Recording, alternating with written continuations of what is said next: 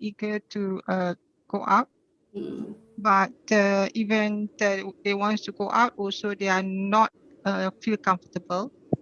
So even when they want to go out from their house, also they keep on wearing masks because they say it's no more droplets, it's more of the aerosol. It can be in the air. So now we don't know how and where is it. All right. So Ya, tetap kita jaga seperti itu ya Prof ya, biar tidak tertular ya Prof ya. yeah. So Sally, will you be the moderator for today? Sorry, ma'am? Yeah. So will you be the moderator for today? Yes, Rainy. This is Rainy. You are Rainy? Yes, Rainy. Ah, okay. Yes. Okay. So we will just follow your command. Yes. Okay. All right. So Betty, so she's when the boss. She's the boss. I'm not the boss now. Oh yeah, she's the boss. Yeah. so she when can comment. When I deliver my speech, I would like to share my own PowerPoint. Is that okay? Yes, it's okay. You will be the co-host. Okay, good. Yeah. So you will just open the function for me. Yeah, okay. During my speech. Okay, thank you. Okay, yeah, thank you.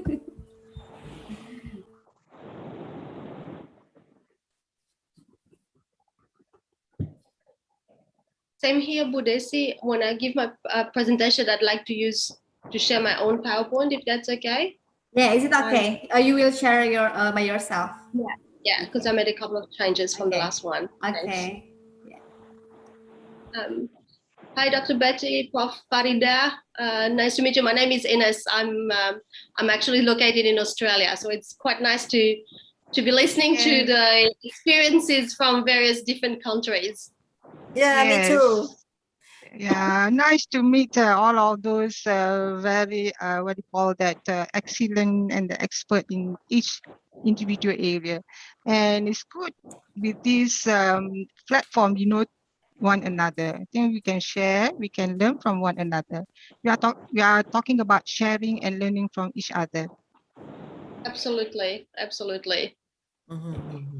Yeah.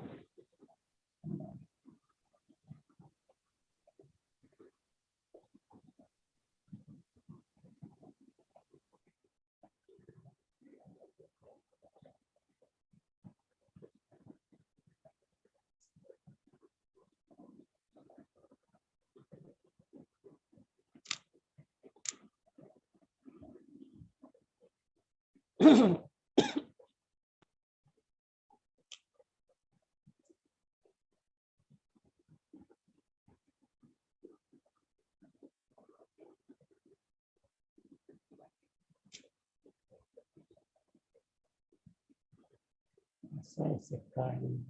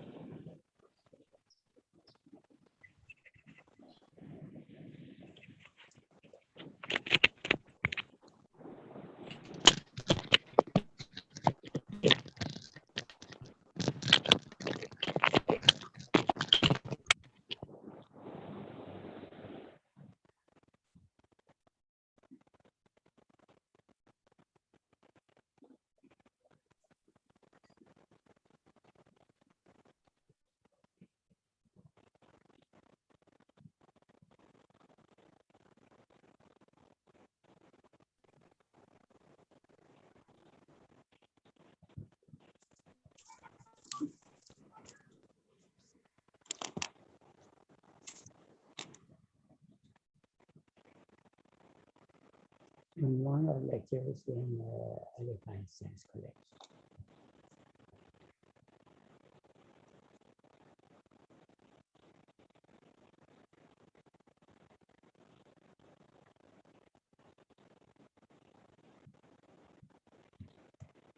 I've been installed for 2 years.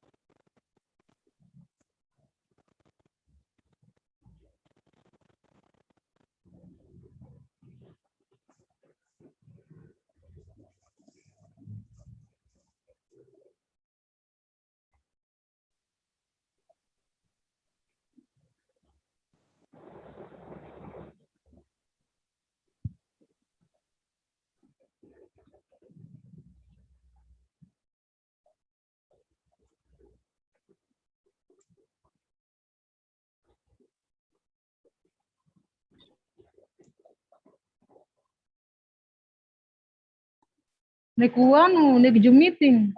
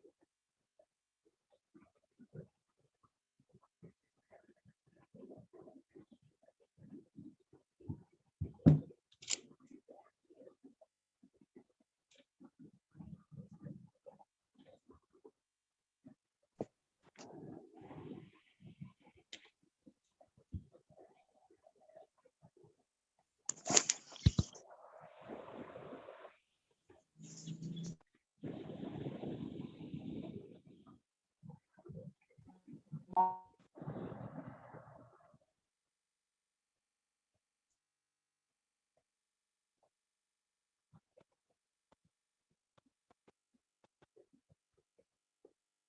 main sih udah nanti malah tangkolan. Nggak kamar tangkolan nggak biar aja. Tekan nggak peduli.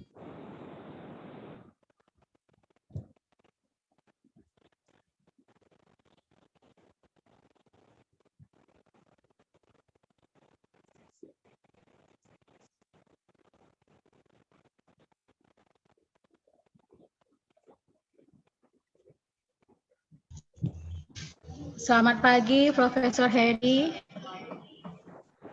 Selamat pagi. Assalamualaikum Selamat pagi. warahmatullahi wabarakatuh. Waalaikumsalam. Sehat, Pak? Alhamdulillah, Ibu ya. Assalamualaikum. Salam warahmatullahi. Waalaikum. Jam berapa kita mulai, Ibu? Kita menunggu Bu Fat lagi, Pak. Habis ini, selesai ini kita langsung mulai. Silakan, silakan. Saya standby ya. Iya, Pak. Ya, Pak. Ya, Pak. Oke, baik. Kasih. Iya, Pak. Sama-sama, Pak.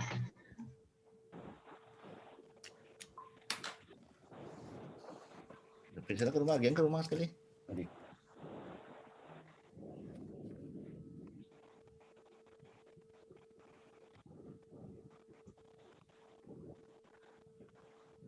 February, maybe you can call Bu Fat. Yes, Pak Bustami. You can call Bu Fat. Yes, I try to call Bu Fatmi.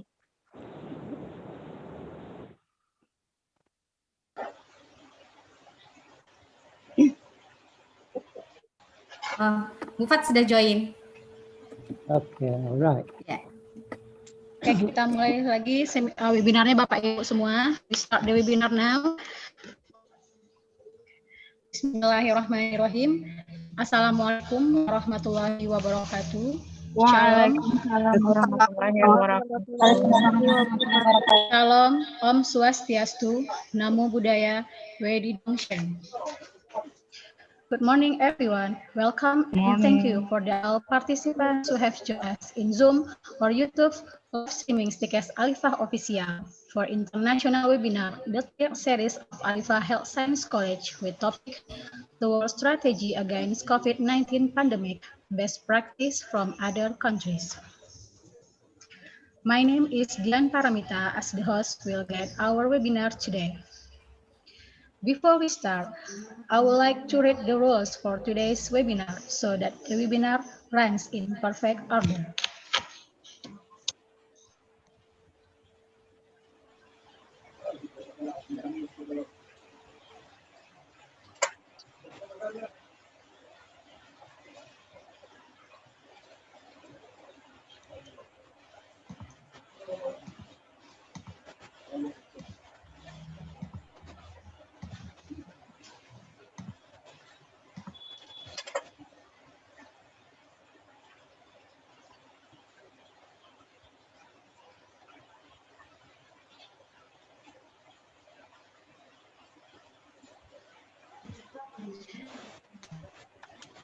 All right. Welcome webinar participants of Alifah Health Science College. Webinar Code of Conduct, Alifah Health Science College. I, on behalf of Alifah Health Science College, sincerely apologize to participants who cannot join the Zoom due to the limited quota. For the participants who cannot join the Zoom, you can join via YouTube live streaming at Stikes Alifah Official. The participants must input their name and institution in Zoom and YouTube chat room by following the format name, institution. The microphone must be on mute. The participants must fill out the attendance link that will be shared near the end of the webinar via Zoom and YouTube chat room by attaching the screenshot like and subscribe for YouTube Stikes Alifah Official. The participant can ask questions through the link that will be provided in Zoom and YouTube chat room. The participants have the same right in participating in the webinar via Zoom and YouTube based on the conditions set by the committee. The participants who have completed the administration will be given certificate SKP by PPNI, IB, and IAPMI. An error in filling out the attendance link will result in error in writing the e-certificate. E-certificates will be distributed at the last of D+7 after the webinar. Thank you. Welcome to the International Dotter Series from Alifah Health Science College, and hopefully the activities run smoothly and knowledge can be useful for all of us.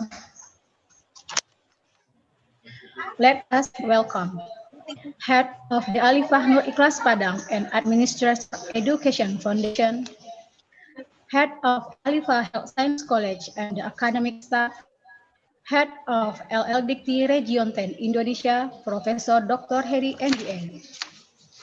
The keynote speakers who have joined us this morning. Good morning to Professor Yawen Xu PhD or Professor Betty Xu PhD from Taipei Medical University. Good morning to Professor Faridah Muhammad Said, PhD from Lincoln University College, Malaysia. Good morning to Dr. Ines Ain Katerina Atmo Sukarto from Australian National University.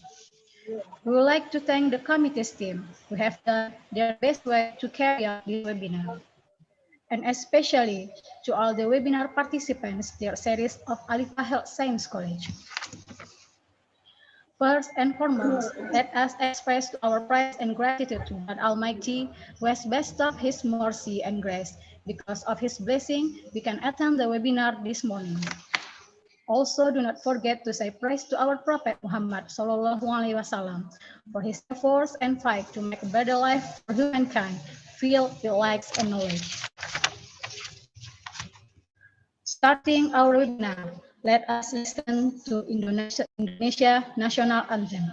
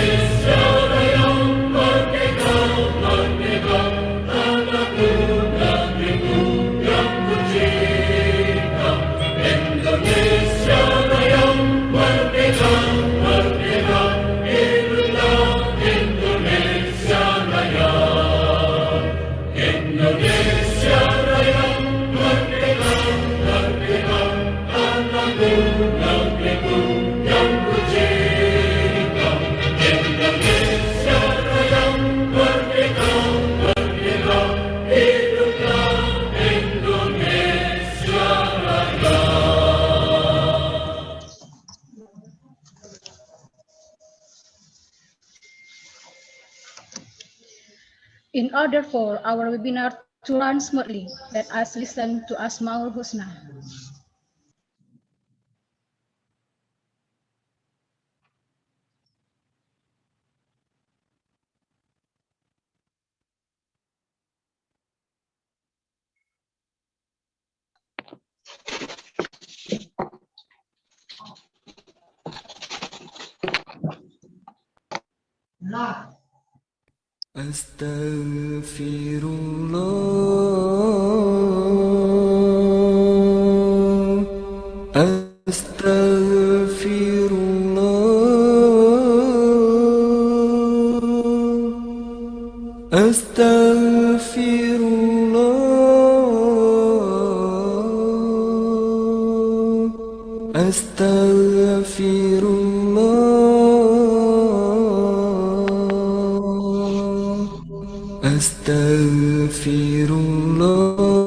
أشهد أن لا إله إلا الله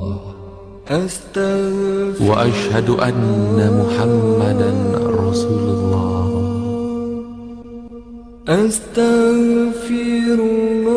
Aku bersaksi tiada Tuhan melainkan Allah dan Muhammad utusan Allah.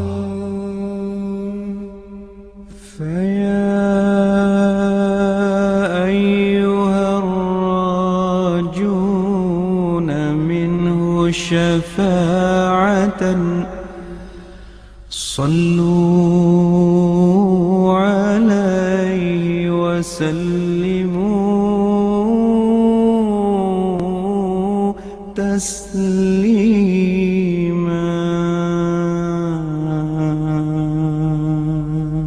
اللهم صل وسلم وبارك عليه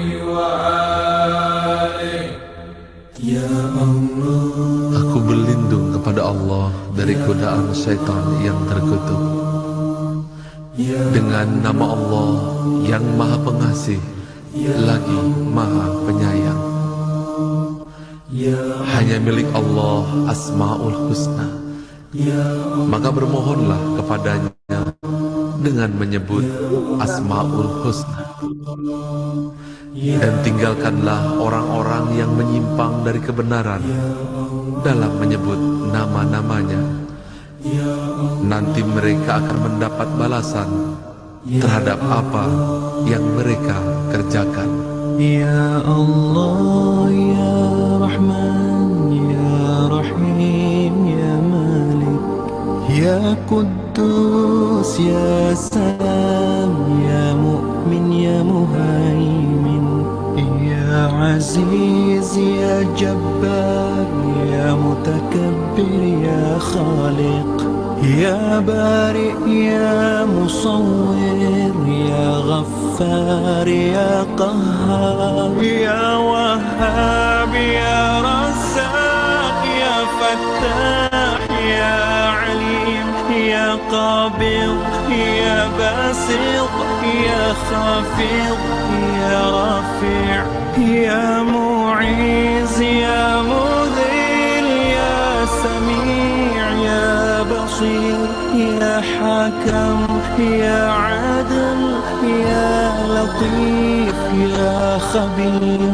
Ya Halim, Ya Azim, Ya Ghafur, Ya Shakur, Ya Ali, Ya Kabir, Ya Hafiz, Ya Muqim, Ya Hasib, Ya Jalil, Ya Karim, Ya Raqib, Ya Mujib, Ya Wasi', Ya Hakim, Ya Wadud, Ya Majid, Ya Ba'ith, Ya Shahid, Ya Haq, Ya Wakil, Ya Qawi, Ya Matin, Ya Wali, Ya Hamid, Ya Muhsi, Ya Mubdi, Ya Mu'id, Ya Muhyi, Ya Mumit, Ya Hayy, Ya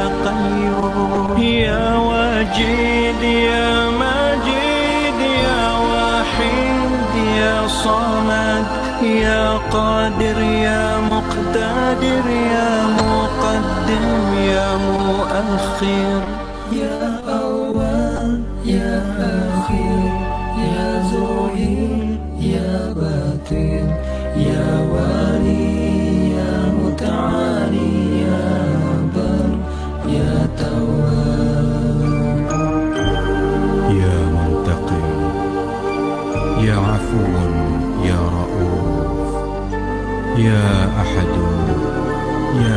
مالك الملك يا ذا الجلال والإكرام يا مقسم يا جامع يا غني يا مغني يا مانع يا ضار يا نافع يا نور يا هادي يا بديع يا باقي يا وارث يا رشيد يا صبور يا الله يا الله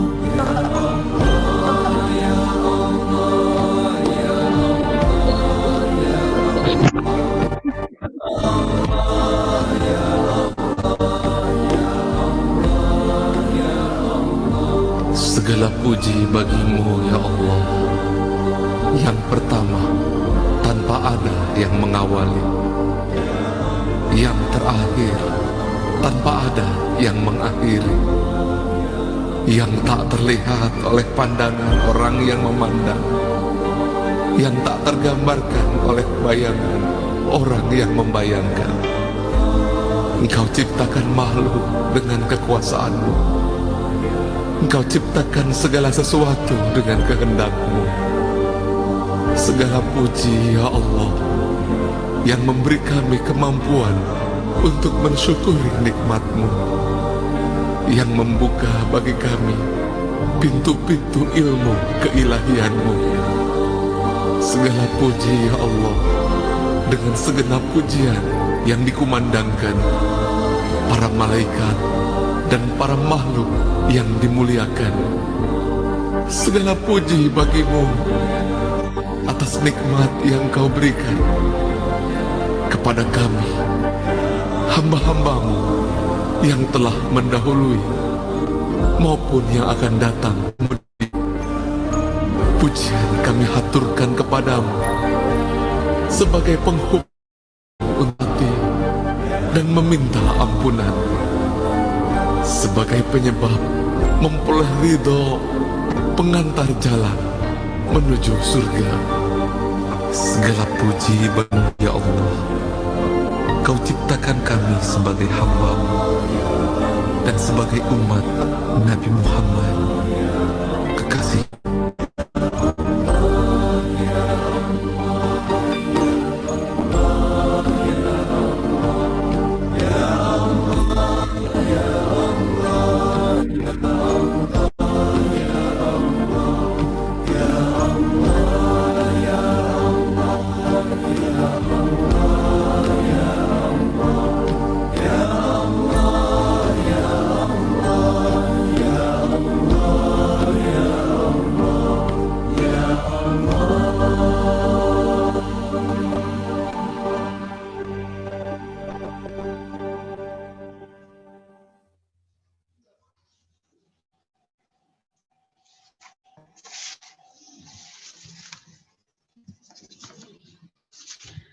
Welcoming remarks from Vice Chairman 1 of Alifah Health Science College, Mrs. Desi Sarli MCAP PhD. To Mrs. Desi Sarli MCAP PhD, the platform is yours. Thank you, Miss Dian. Bismillahirrahmanirrahim. Assalamualaikum warahmatullahi wabarakatuh. Waalaikumsalam warahmatullahi wabarakatuh. Good morning. Praise be to Allah who has given the blessing of faith and health so that we can gather through this virtual Zoom in the context of an international webinar with an exciting theme by the latest issue, namely the world strategy against COVID-19, best practice from other countries. Praise are present to the Prophet Muhammad SAW, the greatest leader who has brought human beings from the age of darkness to the light one. The Honorable Head of LLDT Region 10, Prof. Harry B.A., the Honorable, the speaker who have been present by virtual Zoom at this time, Professor Yawen Chiu, PhD from Taipei Medical University. Sorry if I spell incorrect name. The Honorable Prof. Dr. Faridah Muhammad Sari from University College. She is my best supervisor in LUC. and the Honorable Ines Atmo Sukarto, PhD from Australian National University. Pleased to meet you, Dr. Ines. And the Honorable Chairperson of the Foundation Pendidikan Alifah Nur Ikhlas Padang, dear Vice Chairman 2, Vice Chairman 3, and the academic community of Stikes Alifah Padang, and the Honorable participant of the international webinar who have been present to take part in today. We want to thank all participants who have joined from various regions in Indonesia and abroad in this international webinar to hear usable knowledge about the latest issue, namely the world strategy against COVID-19, best practice from other countries. This webinar activity is the third series, where previously we held the first series activity held on July 15, 2021, and the second series we held on July 22, 2021. And today we are holding the third series of an international webinar with the speaker from Taiwan, Malaysia, and Australia. Of course, we made a theme today based on the latest issues in the community that we must understand together about the COVID-19 pandemic. The whole world is facing the COVID-19 pandemic. Many countries have succeeded in suppressing the rate of the COVID-19 incident, but many countries still have a high incidence of this COVID-19. The World Health Organization said the number of new coronavirus cases in the world jumped by nearly 260,000 in 24 hours, the most significant daily addition since the pandemic. Since the COVID-19 pandemic emerged, it caused change in various aspects of life, especially having a significant impact on public health. Thus, the implementation of health programs is now focused on handling COVID-19. COVID-19's demands to make change both in terms of way of thinking, way of behaving and working. The next challenge is a way of thinking and behaving that can improve people's health status and be resilient to the threat of disease, including tomorrow's disease. The role of public health workers is significant in handling COVID-19 at every level of intervention, especially at the community level, to carry out risk communication and public education related to health protocols to fight COVID-19. Then to carry out contact tracing and tracking, case investigation and outbreak investigation, and facilitation and community empowerment. Public health workers can understand the promotive and preventive purpose of COVID-19 in the community. For this reason, it is necessary to design programs and policies to accelerate the handling of COVID-19. Of course, through the speakers we have invited today, we will discuss how various countries such as Taiwan, Malaysia, and Australia have the strategies to decrease cases of the COVID-19 pandemic. Therefore, to our webinar participants, we congratulate you on joining this webinar activity. Please let us application by the link we have provided to us, our three speakers. Even though it doesn't reduce our enthusiasm to gain knowledge in this pandemic atmosphere, because it can be taken by all means. If we can't meet face to face, we can still learn through webinar like today. To the speakers, we thank you for your willingness to invite us to this webinar. We hope that speaker can share the knowledge about the world strategy against COVID-19, best practice from other countries. Hopefully, the knowledge given to us is usable for all of us. To the head of LDT Region 10, Prof. Dr. Harry MBA, who always provides direction and guidance to Stikes Alifah Padang. Through LDT Region 10, a lot of assistance has been received by Stikes Alifah Padang in the fields of education, research, and community service. In this webinar activity, we ask that you provide remarks, direction, and open this webinar activity. to the Foundation of Pendidikan Alifah Nur Ikhlas, we thank you for always providing material and moral assistance to be carried out this webinar activity. And to the entire committee, we would like to thank you for your hard work in preparing the third series webinar. Even though during this pandemic, all of you are still enthusiastic about holding this activity. Hopefully, this activity is given smoothest from the beginning to the end of this activity. I think that's all. Sorry if there is a wrong word. Thank you. Assalamualaikum warahmatullahi wabarakatuh. Waalaikumsalam. Thank you, Mrs. Desi Sarli MK PhD. Next, welcoming remarks from Head of the Alifah Nur Ikhlas Padang Education Foundation, Mrs. Hajjah Fatmi Arma SKM, and it will be translated by Mr. Bustami MKEH. To Mrs. Hajjah Fatmi Arma and Mr. Bustami, the platform is yours.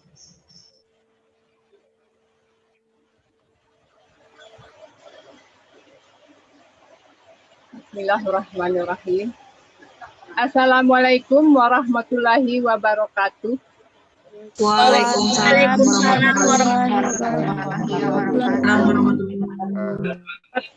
Pertama-tama, mari kita bersyukur kehadirat Allah Subhanahu wa Ta'ala atas segala rahmat dan karunia yang dicurahkan kepada kita semua, serta salawat dan salam kita sampaikan untuk Nabi kita, Nabi Muhammad SAW. Yang saya hormati Bapak Ketua L2IT Wilayah 10, Provinsi Sumbar, Riau, Jambi, dan Kepulauan Riau, Bapak Profesor Dr. Heri MBE, Bapak Ibu para narasumber webinar internasional, Ketua Stikes dan jajarannya, dan yang berbahagia seluruh peserta webinar sekalian. Stikes Alifah berada di bawah Yayasan Alifah Nur Ikhlas Padang yang sudah berdiri cukup lama, yang diawali oleh Akademi Kebidanan tahun 2002 dan Stikes Alifah berdiri pada tahun 2005. Mulai pada tahun 2018, Akademi Kebidanan bergabung dengan Stikes Alifah pada tahun 2018. Yayasan Alifah Nur Ikhlas selalu mendukung kegiatan-kegiatan yang dilakukan oleh Stikes Alifah dalam hal proses pembelajaran, penelitian, dan pengabdian kepada masyarakat, termasuk studi lanjut bagi dosen Stikes Alifah. Program yayasan untuk meningkatkan SDM. Setiap tahun yayasan memberikan kesempatan kepada semua dosen untuk mengikuti program doktoral atau S3. Namun terkendala dari dosen-dosen yang bersangkutan dengan bermacam alasan. Namun target kami dari yayasan tahun 2027 minimal 30% dari dosen telah mendapatkan gelar doktoral atau S3. Saat ini sudah ada satu orang dosen yang sudah menyelesaikan program doktoral di Lincoln University College Malaysia, dan 4 orang dosen sedang menjalani proses pendidikan doktoral. Diharapkan tahun depan telah menyelesaikan program doktoralnya semua. Selanjutnya, Yayasan Pendidikan Alifah Nur Ikhlas mengucapkan terima kasih kepada Bapak L2 Dikti yang telah memberikan dukungan kepada Stikes Alifah, baik moral maupun bantuan pendidikan, penelitian, dan pengabdian kepada masyarakat, serta bantuan-bantuan lainnya. Kepada peserta sekalian, diharapkan dapat mengikuti webinar ini dengan sebaik-baiknya. Semoga webinar ini dapat bermanfaat bagi kita semua, apalagi saat kita sedang dilanda oleh pandemi COVID-19. Terima kasih kami ucapkan kepada narasumber dan Bapak Kepala L2 Dikti Wilayah 10 dan seluruh panitia atas kerjasamanya. salah dan janggal, saya mohon maaf. Wassalamualaikum warahmatullahi wabarakatuh. Waalaikumsalam warahmatullahi wabarakatuh.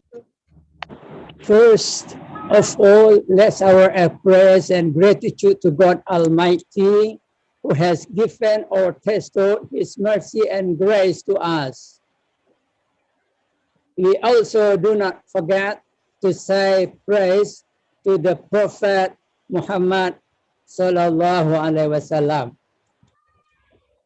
Honorable Professor Dr. Harry MBA, as the head of LLDT Region 10, West Sumatra Province, Riau, Jambi, and Riau Island Province.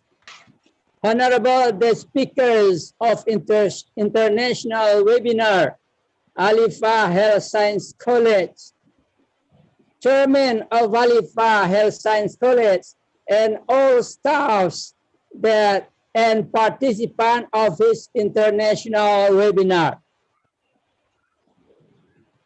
Alifah Health Science College is under North Class Education Foundation and began with midwifery academic in 2002 and Alifah Health Science College in 2005. Since 2018, Midwifery Academic merged to Alifah Health Science College. Alifah Nur Ikhlas Foundation always supports the activities of Alifah Health Science College, such as learning process, research, and community dedication, including education for lecturers. The foundation of Nur Ikhlas Foundation Education every year gives chance to lecturers to continue their studies. Nowadays, there is one lecturer who has finished doctoral program from Lincoln University College, Malaysia. And there are 4 lecturers who currently studying in doctoral program. And we hope all of them will be finished their studies as soon as possible. Next, Alifah Nur Ikhlas Education Foundation would say, thank you so much to LLDT Region 10, which has given supporting to Alifah Health Science College, such as moral supporting and educational assistance, research, and community dedication, as well as other support. To all participants, we hope to follow this international webinar as good as possible. May this international webinar will give benefit for us, especially during pandemic of COVID-19. Thank you so much to all speakers and all committees of this international webinar. Wassalamualaikum warahmatullahi wabarakatuh. Waalaikumsalam. Thank you to Mrs. Hajjah Fahmi Arma SKM and Mr. Bustami. Welcoming and opening remarks from Head LLDT Region 10 Indonesia, Professor Dr. Harry MBA. To Professor Dr. Harry, the platform is yours. Assalamualaikum warahmatullahi wabarakatuh. Waalaikumsalam warahmatullahi wabarakatuh. Alhamdulillahirabbil alamin. Allahumma shalli ala Muhammad wa ala ali Muhammad. The Honorable Head Alifah Health Science College or Stikes Alifah Padang, Ibu Dr. Desi Sarli that already given their speech for us. Honorable Head of Foundation Pendidikan Alifah Nur Ikhlas Padang, Ibu Haja Fatma Arma, and also Bapak Dr. Bustami Msini that also given their speech to us. And Honorable, the keynote speakers of this webinar, come to Prof. Yawen Chiu, PhD from Taipei Medical University, and Professor Farida Muhammad Said, PhD from Lincoln University and College, Malaysia, and our college from Indonesia, Dr. Ines Irene Katerina. They are also from Australia National University and LIPI. Committee members and all participants, ladies and gentlemen, good morning to all of you. I wholeheartedly welcome you to the third international webinar series. First, I would like to invite all of us to be grateful for the presence of Allah, the Creator, for the health and opportunities given so that we can attend the third series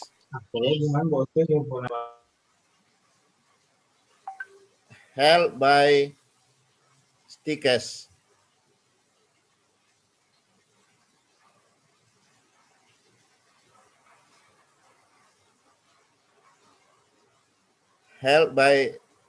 Alifah Health Science College or Stikes Alifah Padang. And also let's pray to the great Prophet Muhammad Sallallahu Alaihi Wasallam.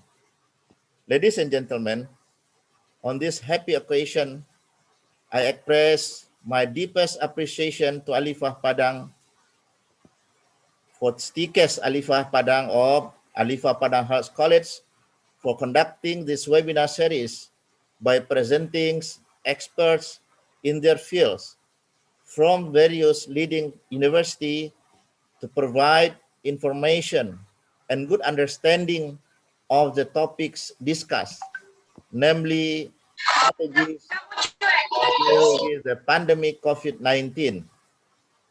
And also for me, I think it is the second time for me to be with you in this week, because I remember last week I also with Alifah to open the general lecture from our head of Kepala Dinas Kesehatan. Good luck and appreciation for all of you. In the midst of the COVID-19 pandemic, Stikes Alifah continues to carry out various activities as an effort to increase self-capacity through seminar series activities. This shows that whatever condition we face, we must not stop our activities. We must keep moving by looking for and finding ways and methods that are in accordance with the condition at hand. This is the characteristic of an academic who doesn't submit and give in to the challenge and obstacle that exists, but we try our best to look for a way out, to be free from the problems that we have through the renewal ideas, the discovery of new ways, and creation of technology, which not only frees himself or ourselves, but also frees others. It is through this way that humans increase the efficiency and effectiveness of activities towards increasing welfare. So I hope every one of us will hold this principle that we are going to find the way to solve the problem, especially by the higher education, because this is the essence of higher education, to participate in solving community problems through higher education Tridharma activities, which include teaching, research, and community service activities. And hopefully, Stikes Alifah will continue to carry out various similar activities in the future that will provide us, will develop our knowledge to how to solve the problem in our daily activities, as well also the community's problem. Ladies and gentlemen, I view that the topic of the webinar strategy to deal with the COVID-19 pandemic, good practice from other countries, is a topic that is concern to everyone, to every countries at this time.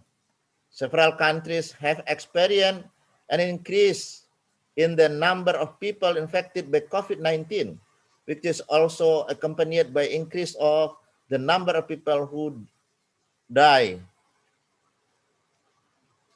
However, there are countries that are able to control the pandemic, as can be seen from the declining number of infected and low deaths in the country. And also we found out there are even countries with very minimum rate of infection rates and far from pandemic.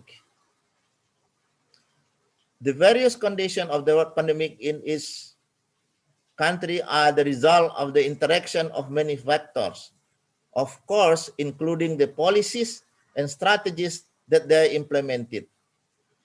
So through this forum, with the presence of keynote speakers who are experienced in their fields from many countries like Taiwan, Malaysia, Australia, as well Indonesia, will be able to provide information and knowledge to us together about the right policies, the appropriate policies and strategies that should be carried out by the country or society to be successful to face with the pandemic.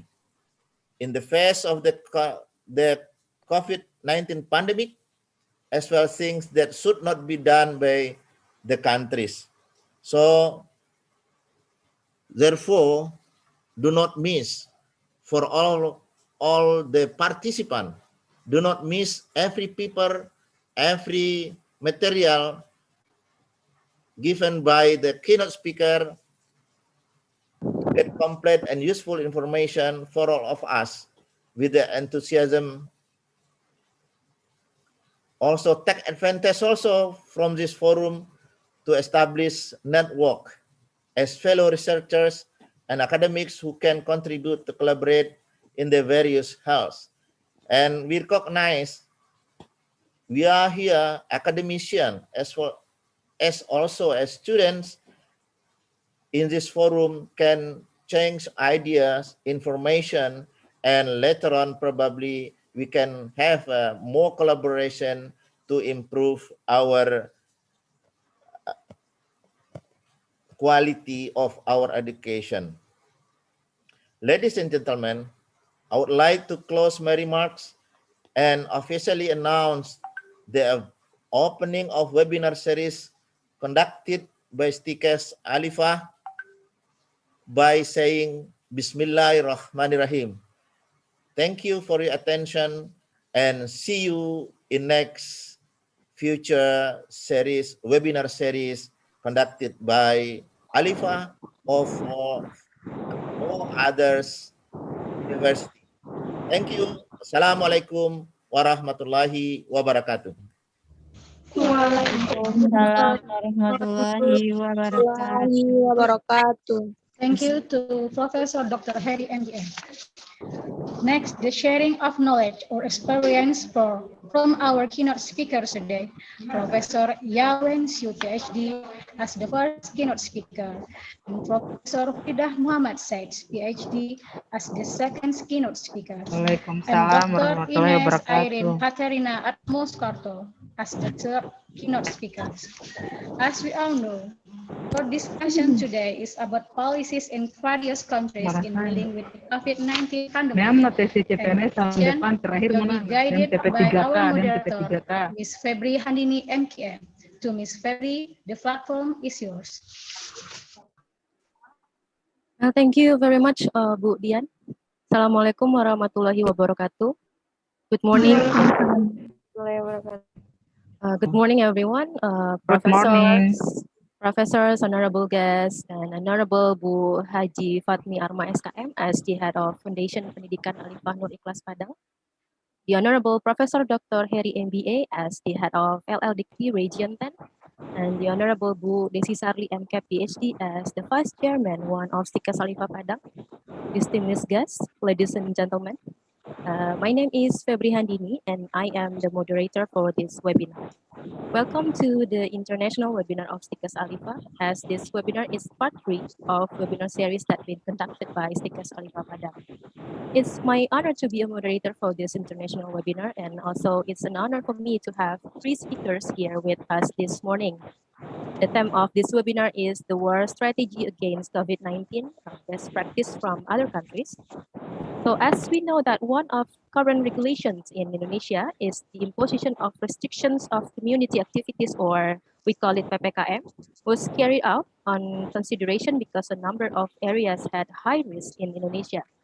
And we want to know how other countries are trying to reduce the number of COVID-19 cases by implementing any kind of policies so that later we, especially in Indonesia, can learn and probably could be a recommendation to reduce the number of COVID-19 cases in Indonesia. And before we begin, let me explain briefly the rule of this session. So we have a total of 45 minutes approximately for each speaker. And after all the speakers deliver their presentation, we'll follow by approximately 15 to 20 minutes for questions and answers session. And all the participants, you can ask questions by typing your question in the chat Zoom below or typing your question in the link that committee provided. Jadi Bapak Ibu nanti ada akan present speakers itu ada 45 menit masing-masing untuk mempresentasikan material. Dan setelah itu nanti di akhir sesi akan ada sesi tanya jawab sekitar 15 sampai 20 menit. Jadi Bapak Ibu partisipan silakan yang ingin bertanya silakan mengetik pertanyaannya di kolom chat Zoom atau di link question and answer yang nanti akan dibagikan oleh. So that is the brief rules. And this windy morning day, we have invited 3 speakers from Taiwan, Malaysia, and Australia. The first speaker is Professor Betty Yawen Chiu, PhD from Taipei Medical University. Good morning, Professor. And then we have the second speaker is Professor Dr. Farida Muhammad Said from Lincoln University College, Malaysia. Good morning, Professor Farida. And the third speaker is Dr. Ines Atmosukato from Australia National University. Good afternoon, Dr. Ines. And before we begin to the first speaker, may I briefly introduce our first speaker, Professor Betty Yawen Chiu, PhD. Please, can the committee to share the screen of curriculum vitae of Professor Betty Yawen Chiu?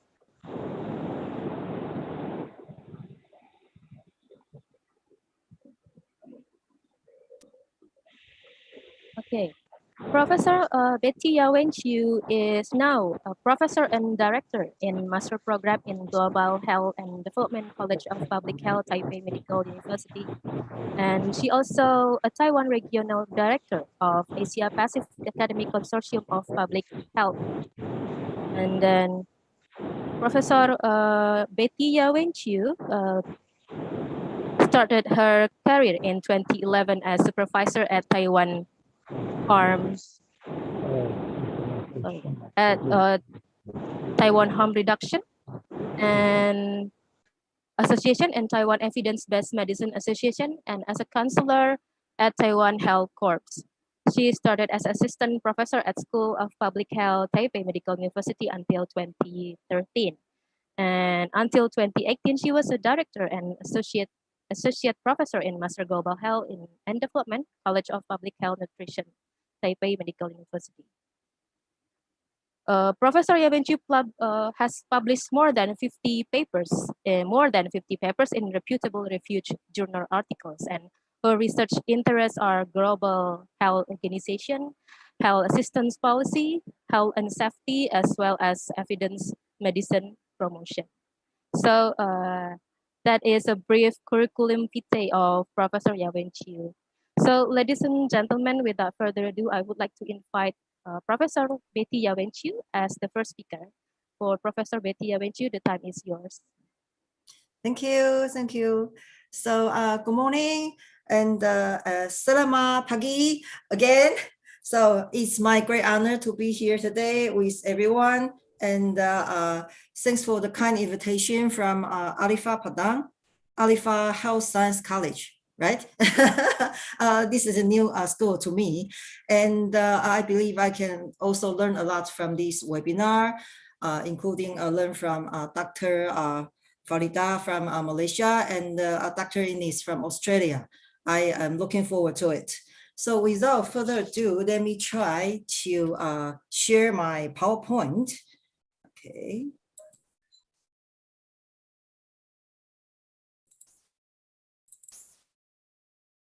So can you see the PPT now? The first page? Yes. Yes, okay. Okay, great. Okay. So my topic today is looking back forward to move forward, Taiwan's experience with COVID-19 and the hopes for a post-pandemic future. And in this kind of war, we cannot fight alone. We have to cooperate with everyone inside Taiwan and outside Taiwan. So this is me, and the moderator has introduced about me. So I will just skip this page, but you can find my email and the Facebook address here. If you want to learn more about me and my program, it's highly welcome. Okay, so actually microorganisms attacked human being in the past history for centuries. If we look at the left-hand side of this graph, food plagues, cholera, plague, yellow fever, HIV/AIDS attacked us and caused a lot of deaths. If we look at the right-hand side, at least 5 kinds of flu has caused a lot of deaths, including Spanish flu, Russian flu, Asian flu, Hong Kong flu, and the swine flu. And you can see there are more and more emerging or the new diseases attacked human beings, including SARS, MERS, Ebola. It's become more often and often, which means COVID-19 will not be the first one and will not be the last one. So what can we do? I think that's why the United Nations established WHO in 1948. And soon after WHO then announced the IHR, International Health Regulations. And these international health regulations, we call it IHR 2005, has not been majorly revised until year 2003, which means after half centuries. Okay, because of SARS, because of this new disease, the IHR was upgraded, and it was officially implemented on June 2007.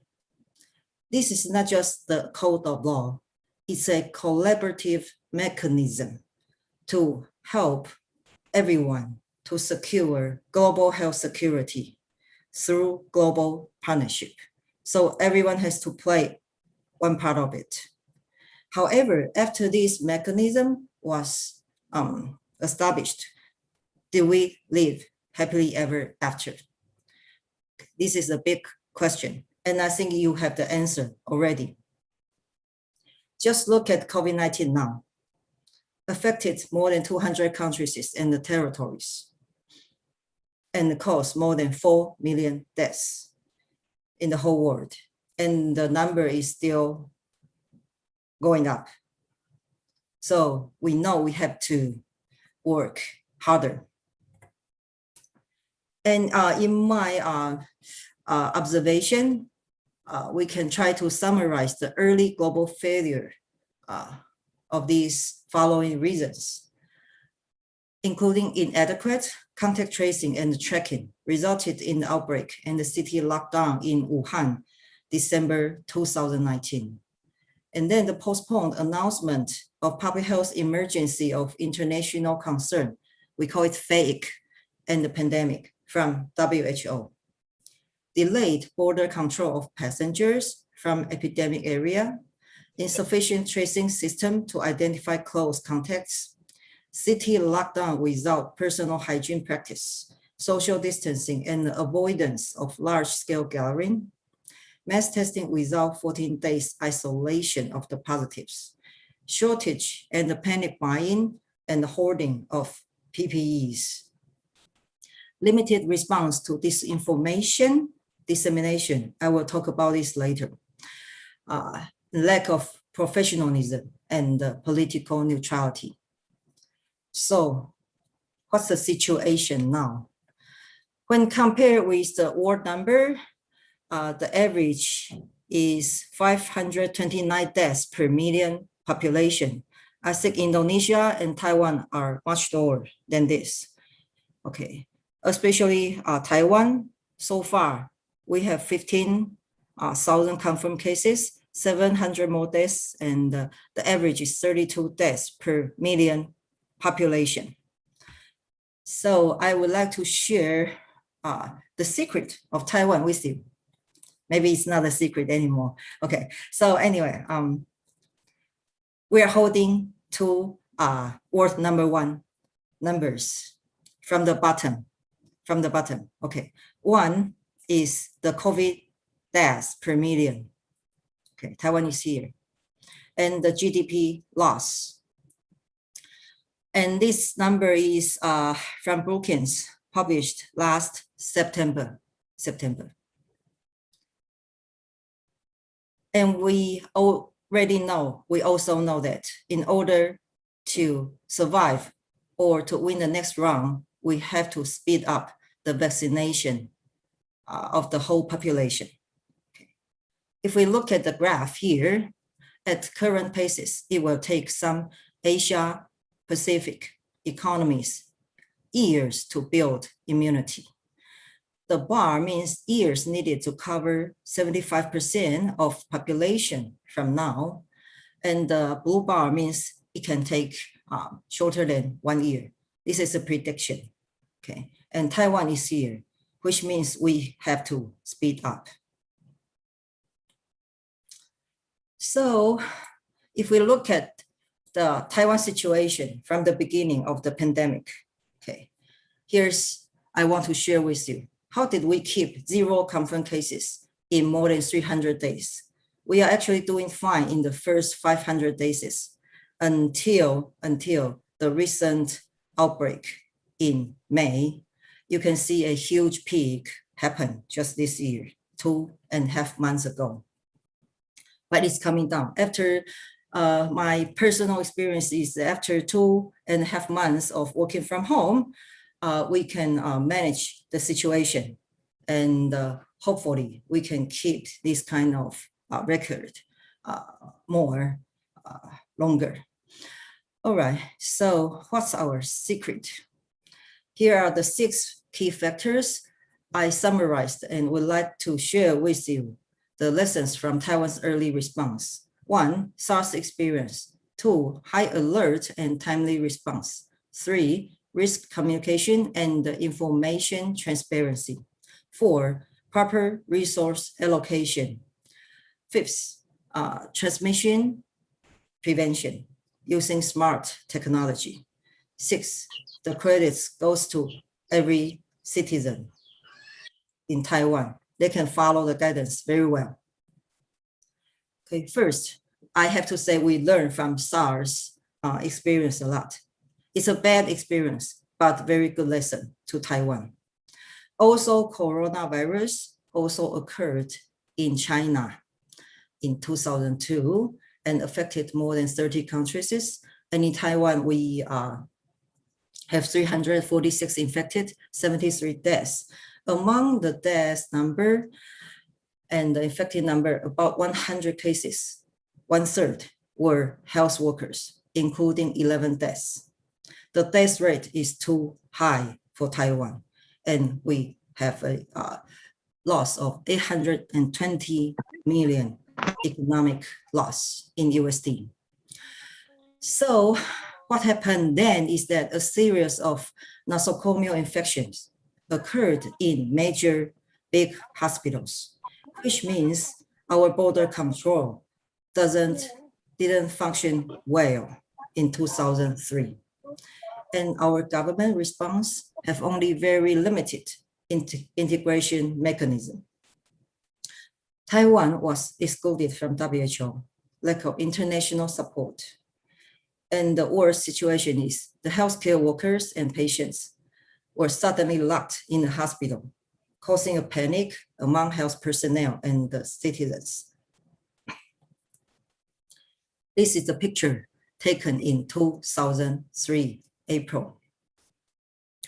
And the health personnel from Taipei Hoping Municipal Hospital, they cry out from the window saying that, oh, we want isolation by areas.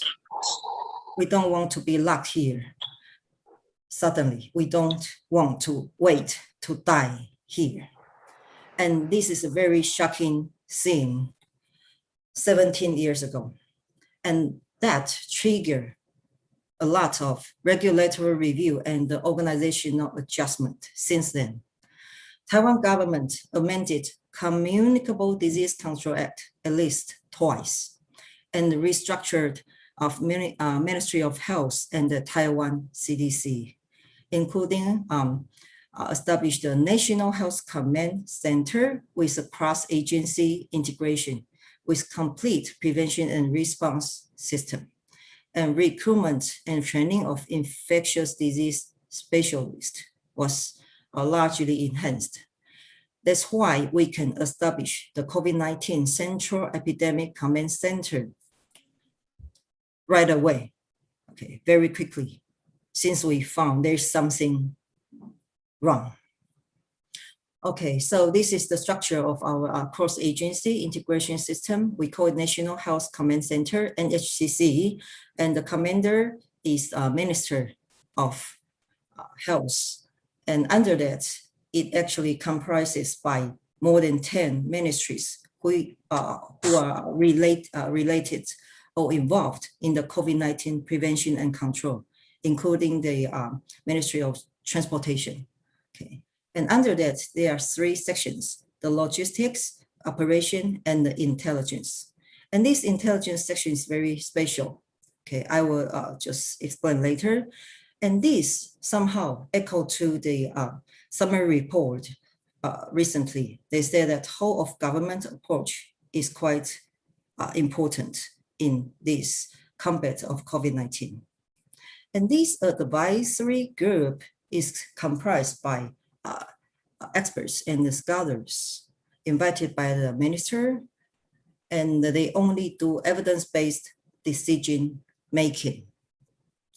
They held consultation meetings very quickly, and this team continuously adjusts case definitions and the criteria for case reporting, revises clinical and medical treatment recommendations from time to time.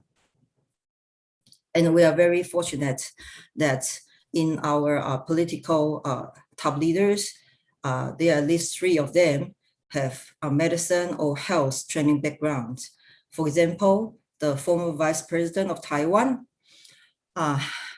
who happens to be the former Minister of Health during SARS outbreak, and also a well-trained epidemiologist. And the current Vice President of Taiwan is a Harvard University MPH and MD. And the former Vice Premier at the start of COVID-19, Dr. Chen is also a public health workers. Okay, so here I just want to say that public health education really matters.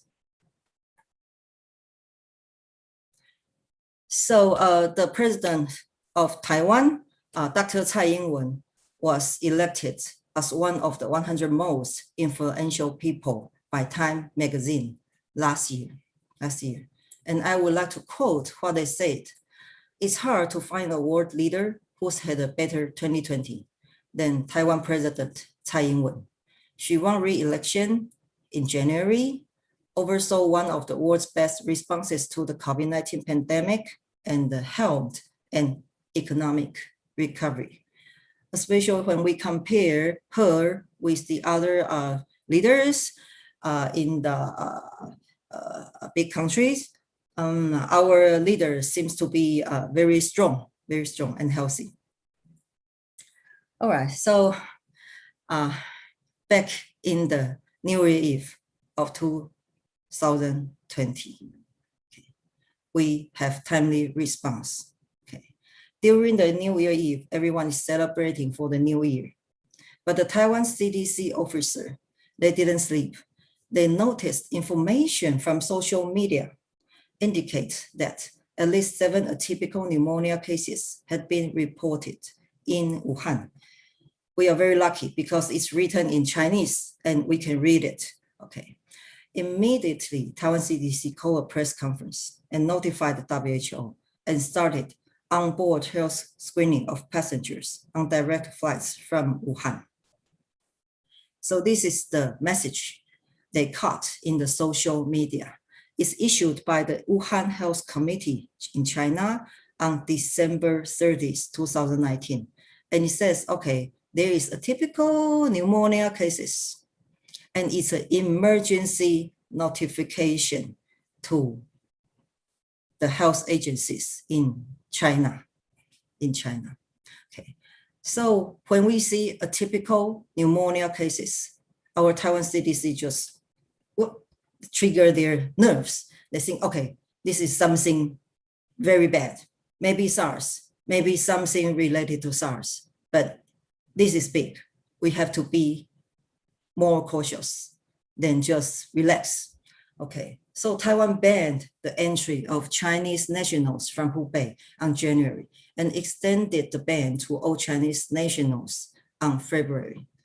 Monitoring international situation and adjusting travel notices all the time. Travelers arriving from level 1 and level 2 countries are subjected to mandatory self-house management for 14 days. Arriving from level 3 countries are subjected to mandatory home quarantine for 14 days. We still keep this policy. And since March 19 last year, we banned all the foreign nationals without residency and banned air travelers from transiting through Taiwan. And this is a picture that Taiwanese citizens, they return to our airport on a charter flight at Taoyuan Airport. They have to be equipped with 4 PPE all the way before they get on the plane and get off the plane. And on the plane, no water, they cannot take off, no food. And all the passengers' luggage has to be disinfected in the airport before they can come out. And our public health authorities board Aquarius to do physical examination on all the passengers. So our third tip is risk communication is quite important. We also learned that from SARS experience. Our CCC hosts a daily press conference since last January, every day. Data on the outbreak situation and disease survey results are provided on official line and the Facebook accounts. The capacity of the 1922 communicable disease reporting and the consultation hotline has been enlarged. And we do care for infodemics management. So promotional materials and videos in 6 different languages for foreign nationals living in Taiwan are provided. So the idea is leave no one behind. Leave no one behind, because everyone is important.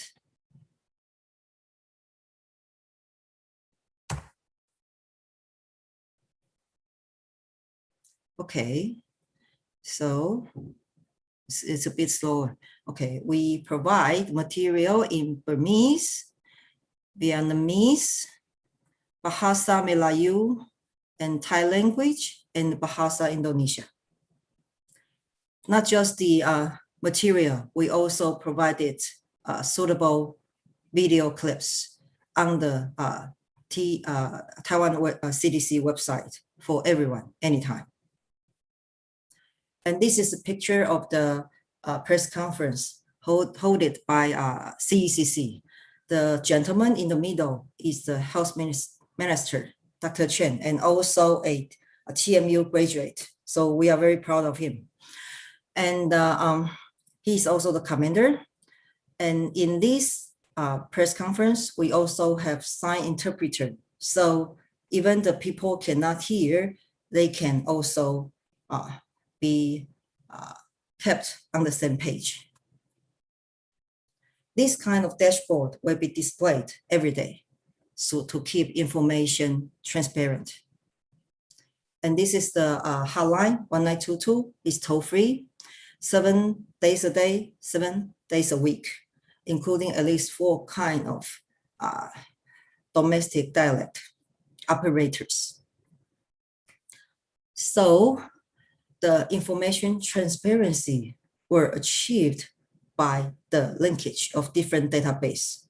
Our National Health Insurance Database is linked to the database of the National Immigration Agency.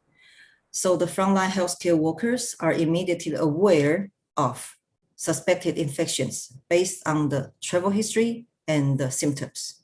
And this e-referral platform added designated healthcare facilities for testing. The medical system displays a notice when testing has not been completed to facilitate referral, treatment, and divergence. And we also use APP to do rationed mask distribution system. And this APP allowed citizens to bring their National Health Insurance IC card to purchase masks at over 6,200 contracted pharmacies and over 10,000 convenience stores in the whole Taiwan. And the NHI administration releases updates on the stocks at every pharmacy on the government open data platform. So everybody can easily find out where to buy the mask and do they have the mask. As of May 24th, 2020, more than 20 million people have purchased masks from this system. And we also have a lot more masks to given out and shared with our friendly countries or friends. And also the resource allocation was managed very properly, including assemble the supply chain. Okay. So these masks were distributed to 22 local governments for use by frontline workers in healthcare institutions. And the distribution and the production of PPE and medical supplies are well coordinated, such as the forehead thermometers, face masks, isolation gowns, and the medical alcohol. And the Taiwan government monitored the daily production and the distribution, coordinated with Taiwan Tobacco and Liquor Corporation and the Sugar Corporation in order to make sure to produce cleaning alcohol for everyone. And we joined COVAX, the Coronavirus Vaccine Alliance very early. And we also tried to procure doses directly from pharmaceutical companies because COVAX doesn't promise to give you full amount of vaccines. And we started our vaccination with AstraZeneca vaccine this March. We didn't or never stop, have more investment in R&D to develop our own rapid test kits, pharmaceutical products, and vaccine. We have at least companies, Taiwan companies who are trying to produce vaccines for COVID-19 now, including the Medigen Vaccine Biologics Corporate, which is cooperated with the US NIH and also the United Biomedical Asia they also have a long-term cooperation with the US. And now we are expecting they can produce effective and authorized vaccines from next month. So the Taiwan government make the order of vaccination. Number one is healthcare workers. Number two are the central and local government epidemic prevention personnel. Number three are the frontline workers with high risk of contact. And you can find this priority on the website of Ministry of Health. It's public, okay? So I will just skip now. And the fifth tip is transmission prevention, okay? We have tried to build a very thorough home quarantine monitoring system. So the location of people in home isolation or quarantine can be monitored by detecting electromagnetic signals of their mobile phone. If anyone come from outside Taiwan, they don't have a mobile phone, we will give them one, okay? If phone leave home or has no signal, the warning will be sent to this person and the health agencies and the local police. And the people in home isolation or quarantine, if they intentionally gone missing, the penalty can be up to 35,000 US dollars, which equals to 500 million Indonesia rupiah. So the penalty is very heavy. And this is the figure of the tracking system. This so-called electronic fencing system covers the whole range of Taiwan. And I know that Taiwan, we have one big major island and several small islands around, not like Indonesia. Indonesia have more than 10,000 islands. So that make this kind of prevention very difficult. So we are very lucky that our geographic situation is simpler. Okay, and six, I would like to give the credits to the Taiwan residents. Okay, once again, Taiwan society learned how to respond to infectious diseases, especially something unknown or new from SARS. Most people understand the importance of wearing masks, washing hands, and maintaining social distance. Okay. And they adopt the new lifestyle for epidemic prevention very, very quickly. Okay. And this echoes to the summary report of recently. They said that whole of society approach is very critical because we know that no one is safe until everyone is safe.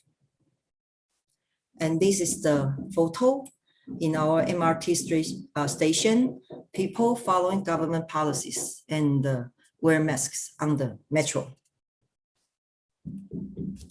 And also wearing masks at a concert or whenever there's a mass gathering, okay.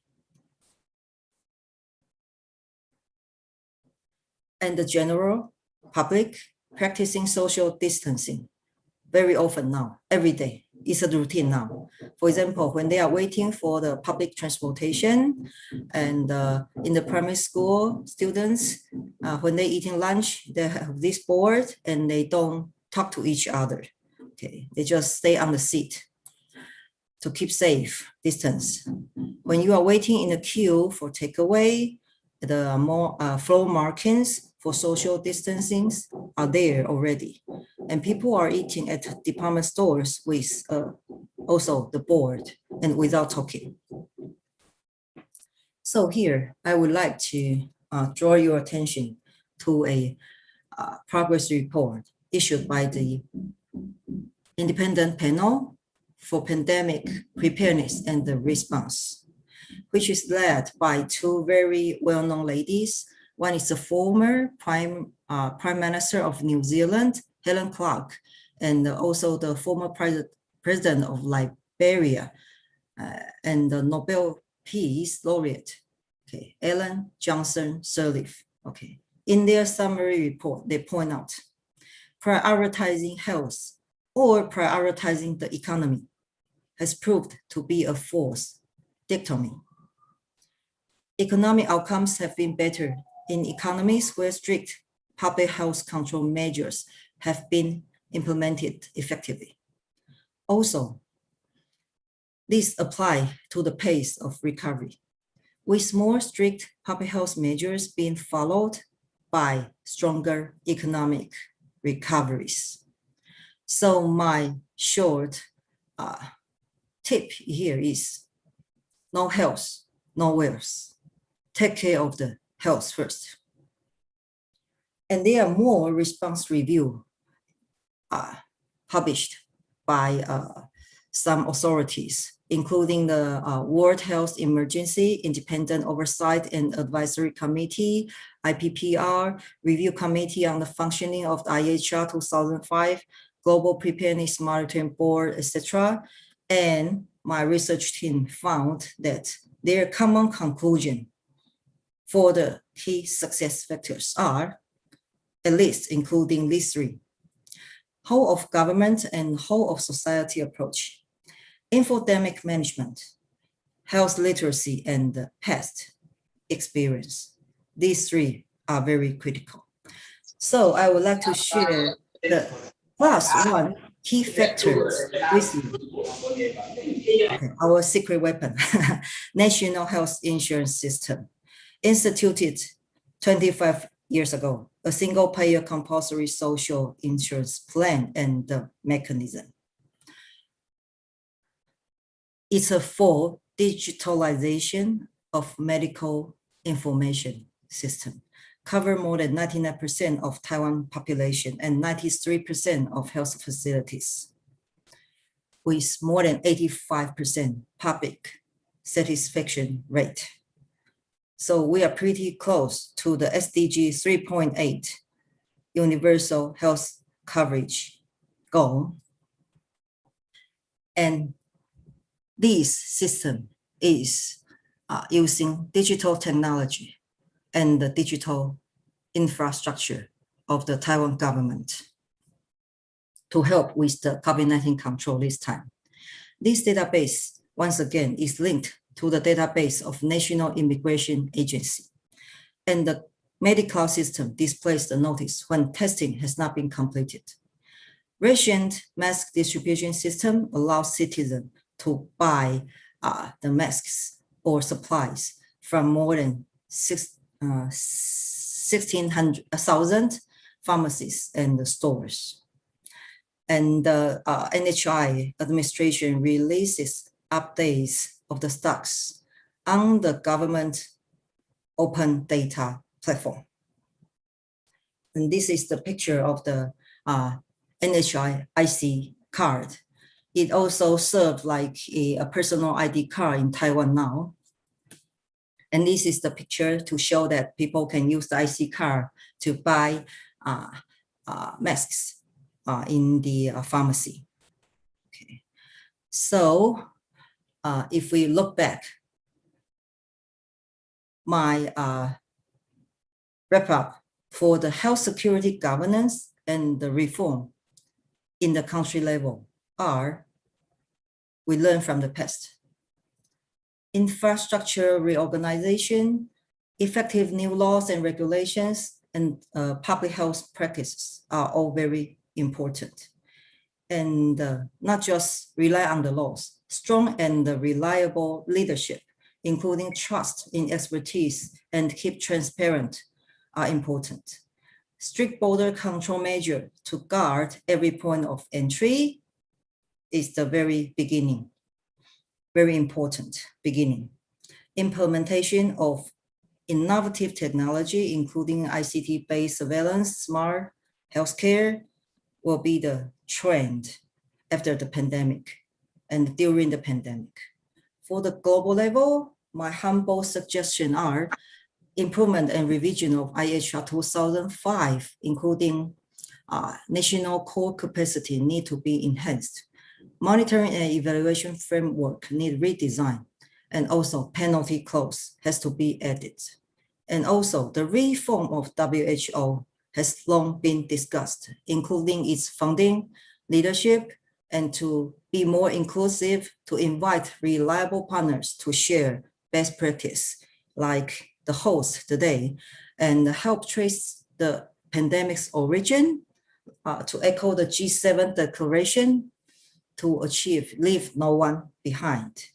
And my question for WHO for several years is, if you keep saying leave no one behind, why accept Taiwan?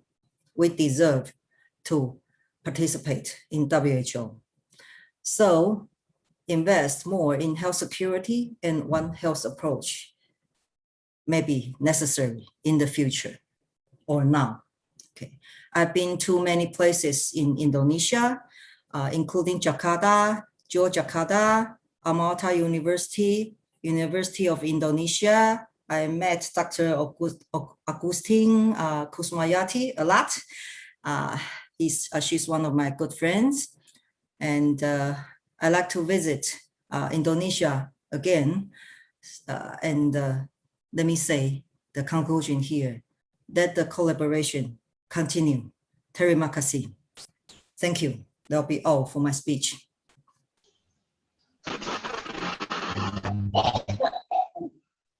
Well, thank you very much for Professor Betty Chiu. It's a really clear and interesting explanation. And there are a lot of lessons learned from what you explained, like Taiwan must have a lot of experience in fighting any kind of disease. Maybe that Taiwan have experience how to dealing with SARS virus in 2003, and maybe Taiwan can learn from the past how to dealing with SARS, and maybe Taiwan can learn from the past how to dealing with COVID-19. And I think that for the key success factors in reducing COVID-19 in Taiwan, I think that maybe we can strengthening the whole government and while our society approach, and strengthening infodemic, and also strengthening health literacy and past experience. Thank you, Professor Betty Chiu. And now we will continue with the second speaker, Professor Farida Muhammad Said, Head and Program Coordinator of Postgraduate PhD Nursing and Health Sciences Studies at Lincoln University, Kuala Lumpur. Before we begin, allow me to read the curriculum vitae of Professor Farida Muhammad Said. Can please the committee to share the screen.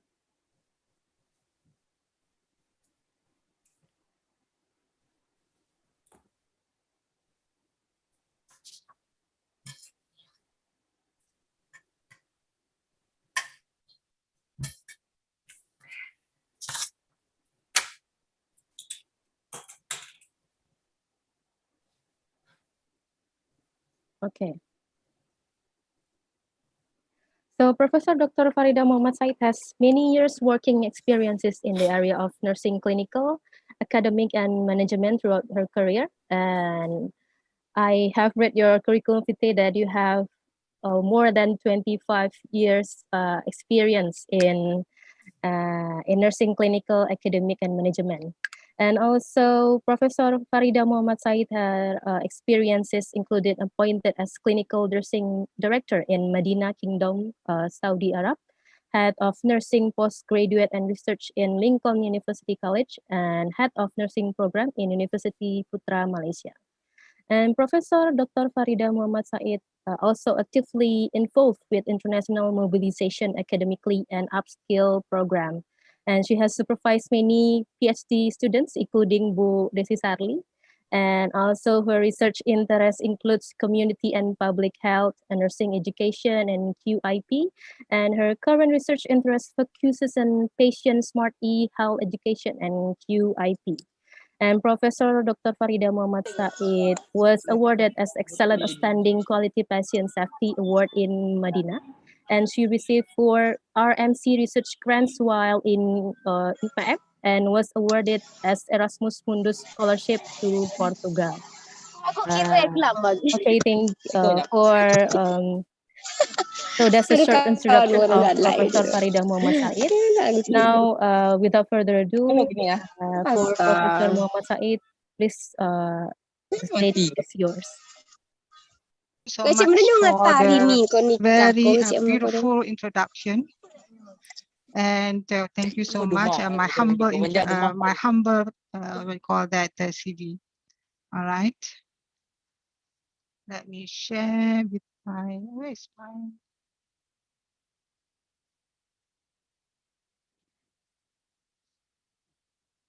Is it audible?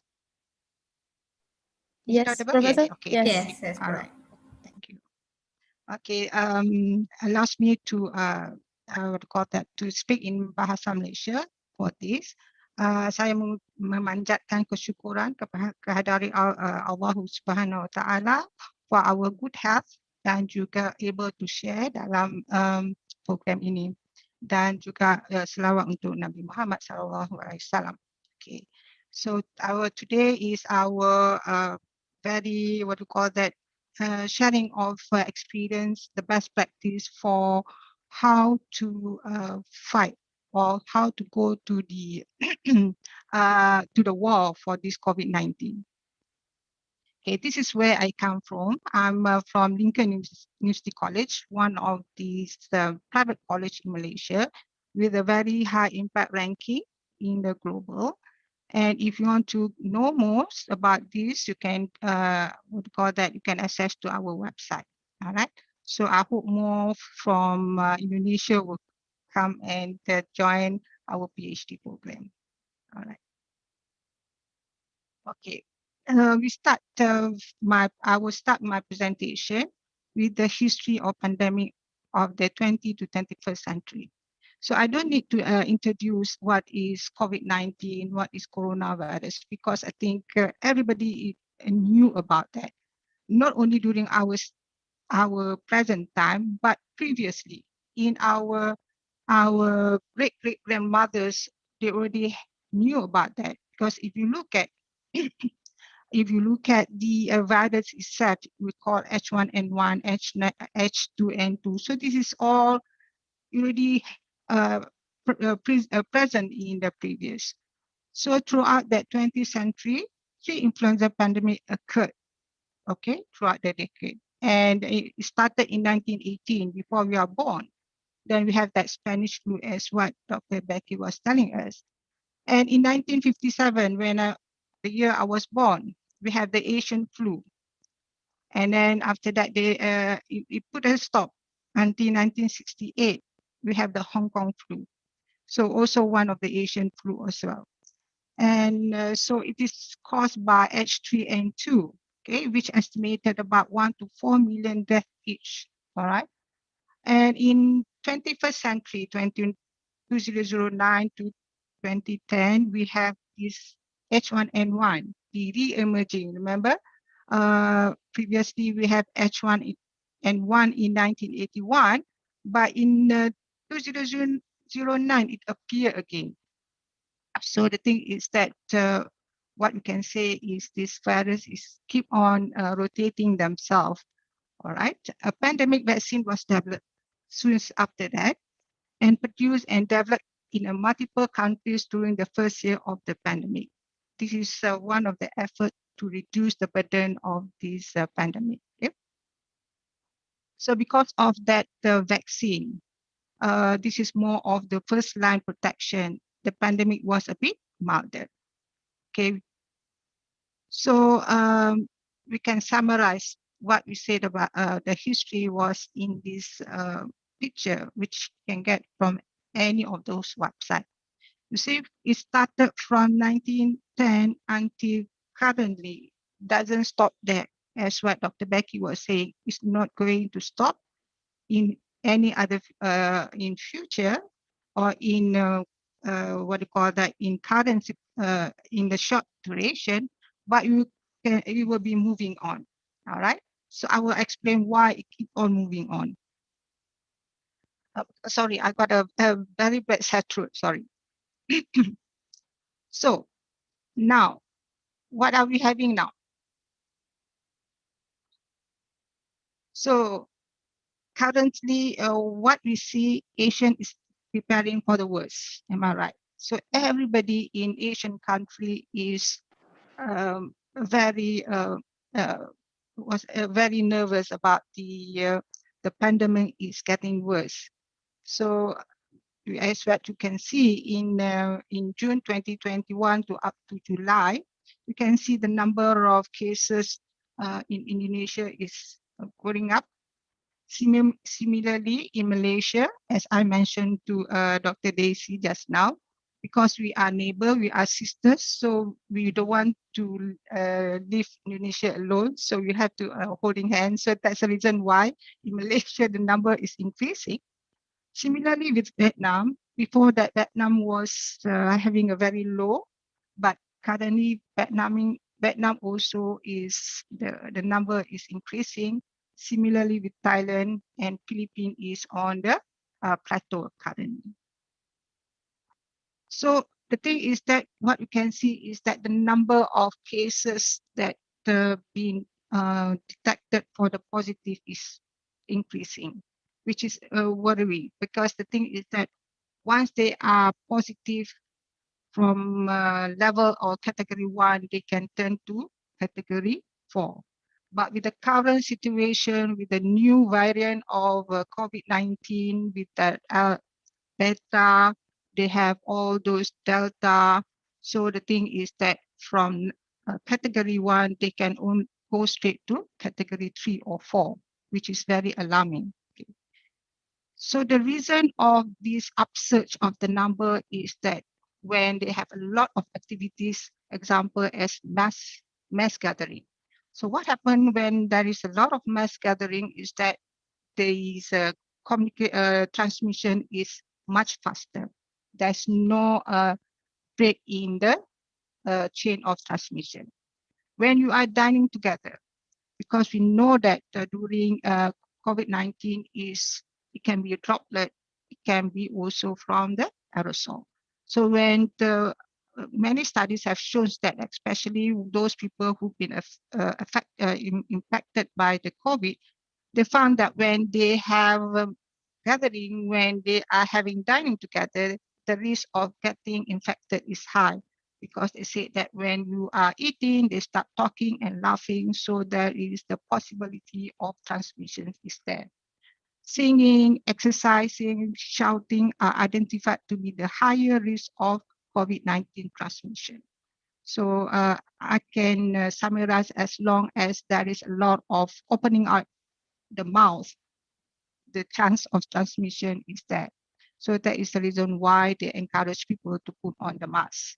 Okay, crowded places, close contact setting are always the area which we normally do not encourage people to go.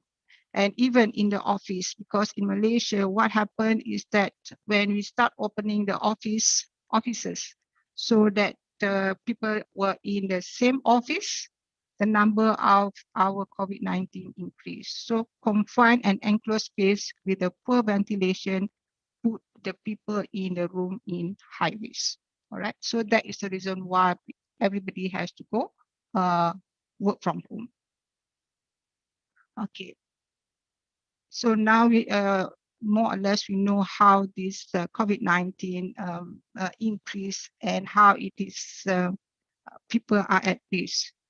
So nurses on as the frontliner against the COVID-19 pandemic. Since the global COVID-19 outbreak, nurses has been answered to call to take care of the corona patients, and also help to in prevention of further spread of the deadly disease transmission. Globally, during this pandemic, many comprehensive nursing guidelines of COVID-19 management were revised, developed to facilitate better care for patients and to optimize better patient outcome. Knowing what to do before, during, and after the tsunami of very sick patients can help the nurses stay safe, on track with what they are doing, and fully control of themselves as well as the fully control of the situation. So the nurses during that role, the nursing management for patients with COVID-19 infection include the assessment, diagnosis, development of nursing care plan and goals, intervention, evaluation, documentation. So what does that imply? This implies that when the nurses as the frontliner looking after the patient who have to do all this management, they must be well equipped so that they can protect themselves and their family. Remember, the nurses they also have the family. Even the doctors also. I mean, all the frontliners, they have their own families. Because I think we are very sure that everybody have heard that how many frontliners have died because of the COVID-19. So that is the reason why a very good knowledge and attitude and practice on how to manage COVID-19 is very important. So nursing as the frontline Malaysia experience. Okay. So what we want to have our nurses before they go to the battle of looking after the patient, we consider that the looking after the patient is as if that you are at the battle because you can win if you are well equipped. If you're not well equipped, you're going to lose. So because adequate KAP knowledge, attitude and practice and protection, the most importantly is the protection to meet the challenges of increased patient exposure. Because the more you are with the patient, the more you are exposed to the COVID-19. And so is your family. If you are high risk of exposure, your family members also will be a high risk as well. You also have the challenges to meet with the emotional and personal support. The thing is that emotional and personal support of the patient as well as yourself. And then you have the challenges of that clear clinical guideline because not all the places they have updated their clinical guideline. Understanding of COVID-19 pandemic, this is also very important, especially those who are non-public health. Because when you are not in the public health, you are not very well versed with the epidemiological of that communicable disease. Updated strategies with the adequate communication, protection, and resources during the COVID-19. This is as what Dr. Becky was saying. People was panic buying with all those masks and gloves and so on until for the frontliner, they do not have any to use while they are looking after the patient. So we need to have a good supply of that protection so that they are protected. All right. So what are the information that we give to our nurses is that profile diagnosis and management of COVID-19. So all the nurses who wants to go to this battle or who is going to look after the patient, they must know about the epidemiological profile and diagnosis of this medical management of COVID-19. They must know what is the mode of transmission. Okay? They should know what is the incubation period. They should know what is the severity profile of the disease. This is very important. And they should be able to know how is the diagnosis and what is the medical treatment. So this is very important information that should be given to the nurses who are going to look after the patient with the COVID-19. All right. I'm not going to go read into all this. It can be assessed. All right. Secondly, the most important knowledge that attitude and practice that we should give to our nurses is their role as during their assessment and triage. The thing is that everybody knows how to do assessment. So without any fear, everybody been taught how to do the assessment. But to do assessment in correctly with organized way so that you will not miss anything or you will not prone to have some mistake, you must have some certain procedure or the process or the framework that you're going to use during your assessment. So according to WHO, okay, they recommended to use the ABCDE. All right. So this is normally when we use during our life-saving practice. Okay, so when you want to do the assessment, we will check on the airway, we have to check on the breathing, we have to check on the circulation, we have to check on disability. Disability means here what is the patient's ability in the at that COVID-19 situation, okay? And what are the exposure that this patient has got, because this is very important in terms of tracing the contact, all right? So it is very important for us to use one guideline for this assessment for the patient. So this is all recommended by WHO. You can look into WHO standard. So when everybody has that same standard, so there is no what you call that mismanagement of the patient as well as mismanagement of the frontliner. All right. And the nurses also have to know, okay, when they have the assessment, after the assessment, what next? So they should be able to categorize this person that they already assessed. In Malaysia, we have 5 categories of patient. We have category 1, 2, 3, 4, and 5. So who are they? So this is all given by the Ministry of Health in Malaysia. For category 1 are those people who are asymptomatic, okay, and mostly symptomatic treatment and monitoring. So what they do is that if you're having fever, if you're having cough, they just give you some of those fever and cough as well as vitamins for you as the palliative treatment. Okay.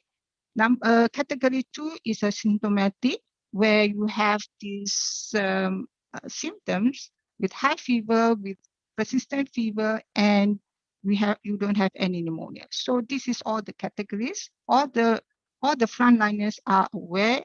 They have to be aware of these categories. Category 3 is symptomatic with pneumonia symptoms. Category 4 requires more intensive care and supplemental of oxygen. And category 5 is critical illness with the multiple organ involvement. It's not only the frontliner or the health personnel are aware of these stages.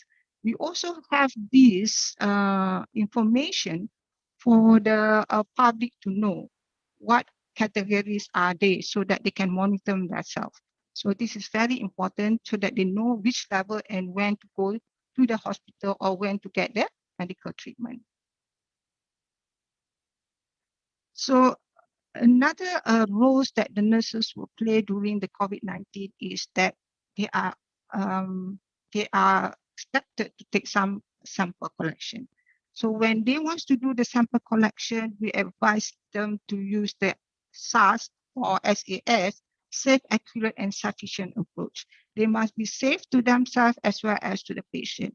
Make sure that there is no irritation during that sample taking, we can lead to sneezing or more transmission of the virus. All right. Using a proper PPE, preferably use N95 mask or equivalent respirators. So this is what is the requirement. And the sample that is taken, it must be properly kept. Okay. And all the sample kit should be well ready with the Ziploc envelope should be ready so that there's no chance of exposure of this virus. Okay, and most importantly, they should be able to follow the step for the sample collection. So this is all. Everything is given to our frontliner, and some of this frontliner is also assigned to make sure that the patient who have some history of or suspected COVID-19 are separated from the normal patient. So they have 2 different areas so that they're not going to mix with the COVID-19 or suspected COVID-19 patient. All right. So the nurses also has been what you call that, been informed how to look after mild moderate symptoms, especially in category 3. So all those information is all given, like the observation, the medication, the position, and nutrition. And most importantly, now they are stressing on the emotional support, because those people who have mild moderate, normally they were in the isolation. They were put in one area, we call it pusat, in they use in Malay.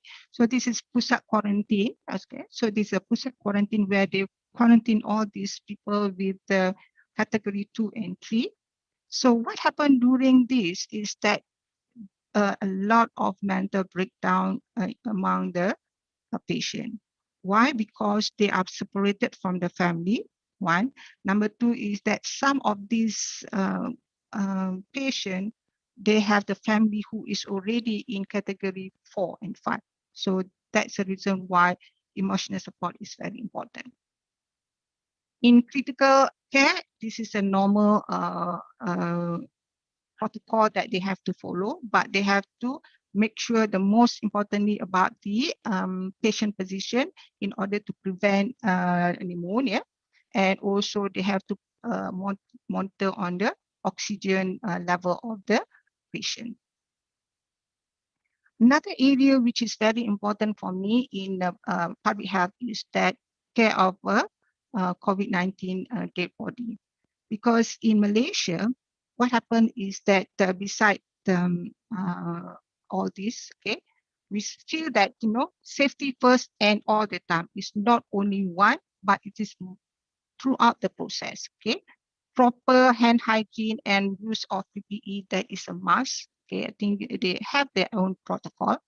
And most importantly is that we try not to delay the funeral, because we feel that the more longer you keep the body, the more exposure will be will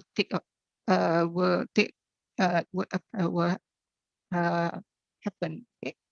So this is in order to avoid cross infection. All right. So normally the funeral is done by the assigned body, which is normally by the army, not by the, together with the medical personnel. So the army will take charge with the funeral, and none of the family are allowed to go near to the during the funeral. There's no family members are in the funeral area, so they can see from the distance. So for example, here, you can't go in very close to the funeral. Not like, I think, Indonesia, as what you can see, sometimes they are the one who handle these COVID-19 dead body, all right? And as usual, disinfectant for all those equipment used. How is nation coping? Okay, this is very interesting. All right, so of course, we do, as I mentioned, we give you the knowledge, we give them the knowledge. We do a lot of upscaling. So who are those people who are providing the upscaling? Those people who are in the academy.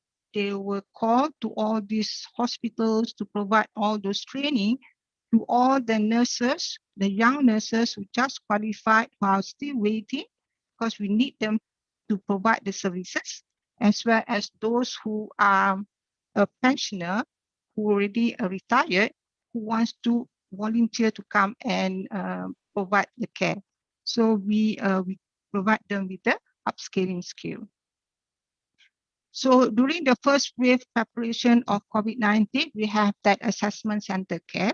So when when somebody feels that they've been infected by this COVID-19, so they have to come here. And we also have the quarantine. This is a PKRC. I mentioned earlier on, pusat quarantine dan rawatan COVID, a very nice place where they are separated from one another. And we also have certain hospitals that only for COVID-19. So first round we are very successful. Unfortunately, we celebrate too early, like many other Asian countries. This is because during this area we have this Hari Raya, the festive season, the Ramadan. So we open and just during this time, during the first wave, we have the MCO, mobile control order. So nobody is allowed, totally nobody is allowed. Whoever out from the street, they're going to be fined. So when during the Hari Raya, when they lifted out that MCO, then we start to have the number of cases going up. Then after that, so we close, we continue because the number is increasing. So we once again we have our second lockdown, and because of the pressure of the economy, everybody cannot stand to be quarantined for that long. So there's some lift up of that lockdown, and we can see the fourth wave is there. So the tsunami is again coming up. So now the question is that are Malaysia ready for the fifth wave? Definitely, we were not going to go through this again because it is very I would call that sickening. You can say very sickening. So what happened now? Even with the third and fourth wave, you can see the number. Remember the first one, you can see very nicely, everybody was well arranged, well organized. But when we have our tsunami of patient, everything is beyond control. You can uncontrollable, right? So number of patient is increasing, people is waiting to be tested is very long queue, and the hospital is overwhelmed with the patients. Even they do not have any bed, they have to wait for the bed. So this is, we're not going to go through all these things, okay? Not only the patients, even the nurses also, even the frontliners also, they are also being taxed by all this about almost 2 years. So they have all those challenges with this COVID-19 care. So they have PPR issues. So because of too long with that PPR, they have some allergies. All right. Not only that, they also have experiencing mental health status down because of the COVID-19. They are burnt out. They are emotionally what do you call that, disturbed, not only because of the patient, but it's also because of their own family members. They are away from their family members. So you can see that. So I think we are not going to get ready with that COVID-19 if wave 5, because the thing is that we are not ready, and we are not, no matter how much you prepare, you're not going to get ready with that. All right. So how to prevent another tsunami? Because our new tsunami is that if you can see that we're going to have a new variant of virus. You have alpha, you have beta, you have gamma, you have another one is lambda. So we have all those new variants which we don't know what will be the implication. So most importantly, but very, very important, is how to break the chain of this infection. So we have to break the chain in order to win the battle. All right. So how are we going to do that? Malaysia, we learn from our neighborhood countries. So we see that from India, from Indonesia, with all those neighboring countries, we have a lot of challenges. So we said that we have to have this herd immunity.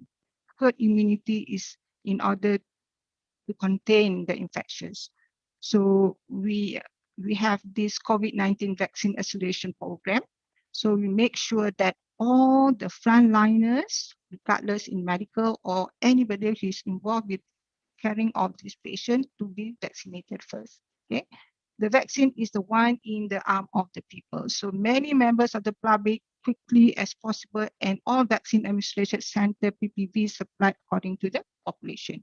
So we try to give everybody we have all those centers, even though we do not have the place, but we use all different area, even we use the buses, we use the van to make so that it can go to the outskirts so that you can give the vaccine. Okay. Okay, we have another center. Normally in cities, we have all the centers, the big centers to have that the what do you call that, the vaccine. So currently from July 19, July 20, we already about 40, but about 15% of our population has fully vaccinated. Fully vaccinated means that they have that 2 doses. And about 32% already received their 1 dose, at least 1 dose. So at least they are halfly immunized. So we hope that you can be vaccinated. We have that herd immunity as soon as possible, so that you can be free like in Singapore. You see, in Singapore they have less cases there. Community mitigation, we have that what do you call that, movement control order.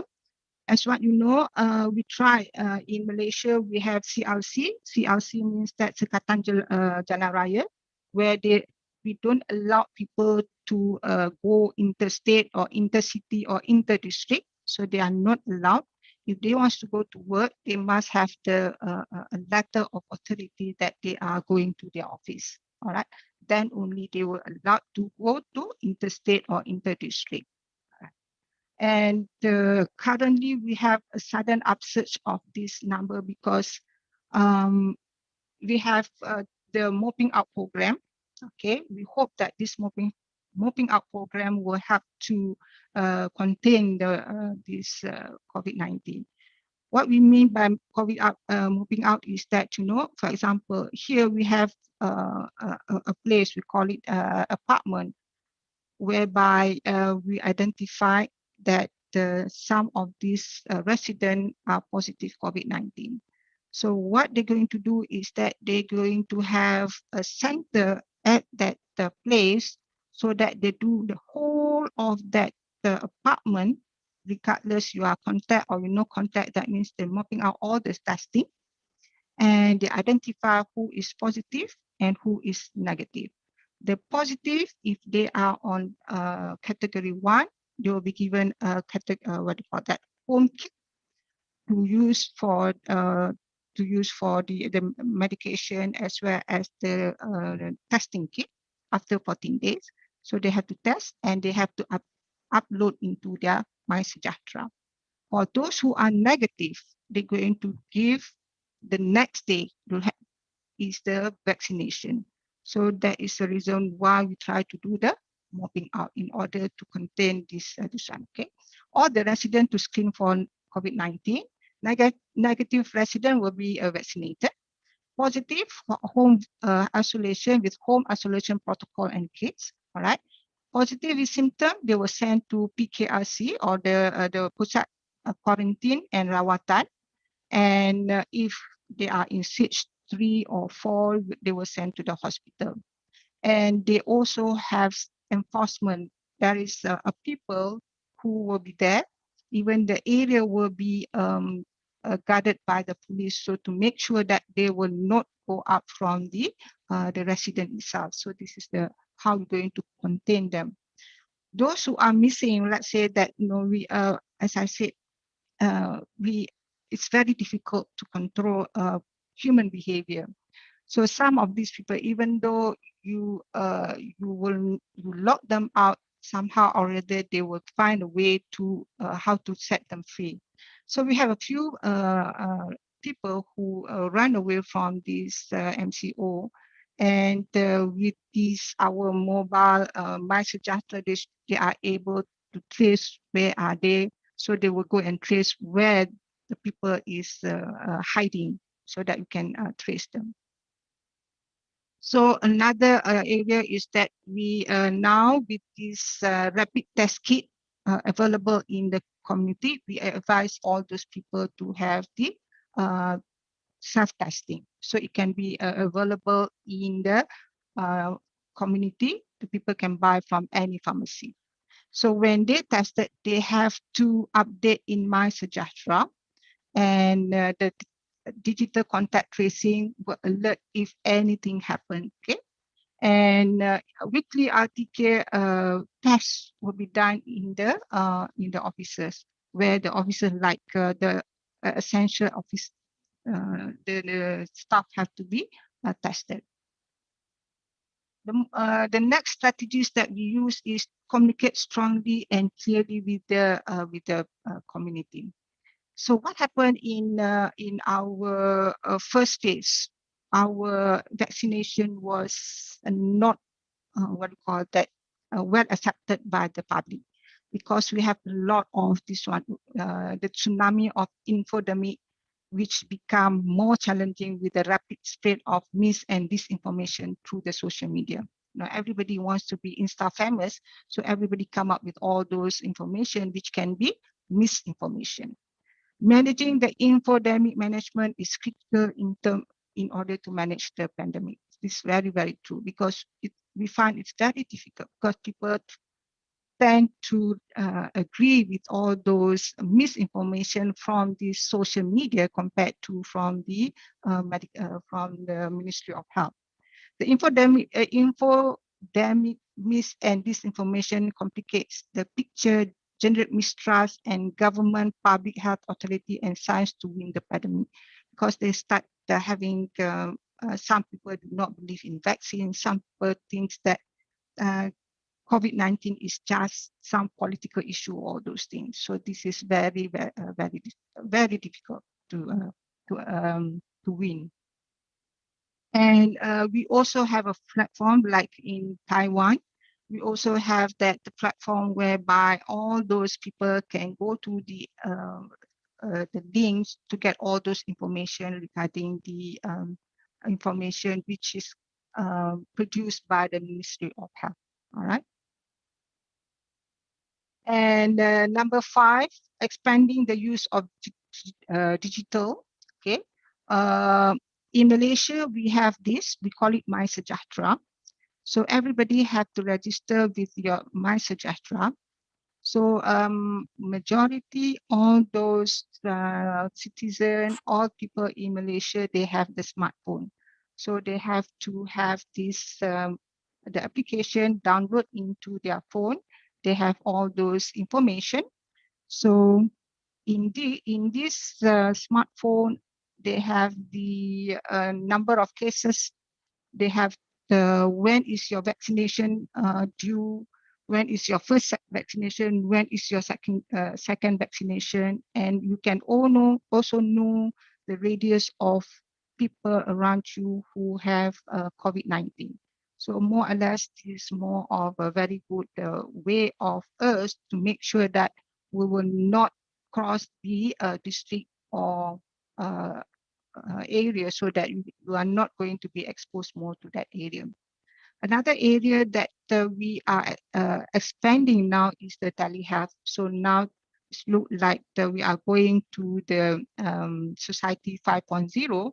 Telehealth is very important, because especially for those who is non-COVID, whose what do you call that, the their appointment, their treatment is being hold because of the hospital being used as the COVID-19 hospital. So this is where they're going to communicate with the doctors to get their information and the medication. All right. And lastly, what are other activities? We also actively monitor epidemiological and environmental sanitation to ensure that there's another break. So we keep on doing some of these fogging and disinfectant, all those areas. And the public area, as what we can see, is that they only allows you to have 2 hours in every time you go to these to the shops. Okay, you have to scan. All right, before you go in, you have to scan so that they will time your timing. So if you are more than 2 hours, you will be there is a policeman who are waiting, will check on your My Sejahtera. So they will it will be highlighted or alert in that My Sejahtera. So that is one way of how we're going to control people to be not too long in this area. All right. So in conclusion, I said the new emerging of SARS-CoV virus 2 variant will be more aggressive implication like earlier on. So another word is that the virus will be there. Okay, we cannot stop them, as what the first speaker, Dr. Becky, was saying. We cannot stop this virus because it is there. You can't see them. You cannot fight. But what we can do is to break the mode of transmission. Okay, because the mode of transmission is never change. You must have the host. You must have the environment. You must have the host, environment, and the person there. All right. So you must have this. You must break any of those. So the same preventive measure continues to be very effective and should continue to be implemented, because according to WHO, no one is safe until everyone is safe. So that is the reason why in Malaysia, we do not allow anybody to go for any social visiting, no dining outside. Even we don't allow your own family to visit you unnecessarily unless there is some emergency. All right. With that, I would like to say thank you. And it's very good that I can share some of our experience on how to overcome this COVID-19. Thank you so much. Well, thank you very much for Professor Farida Muhammad Said for a great information about strategy against COVID-19 in Malaysia. And I think that I agree with Professor Farida said that we have to strengthening health workers, especially nurse as a frontliner, and we have to aware that the role of nurses in initial assessment and triage is very important. And also, I think that Malaysia has similar treatment to fight COVID-19 in Indonesia.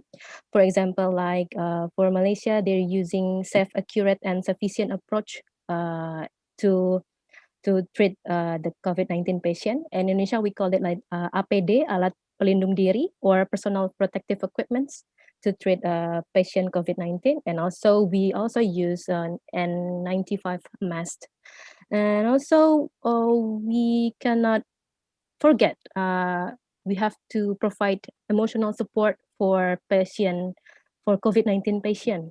And also, we do the same treatment for the care of COVID-19 dead body, because dead body of COVID-19 have to be buried as soon as possible.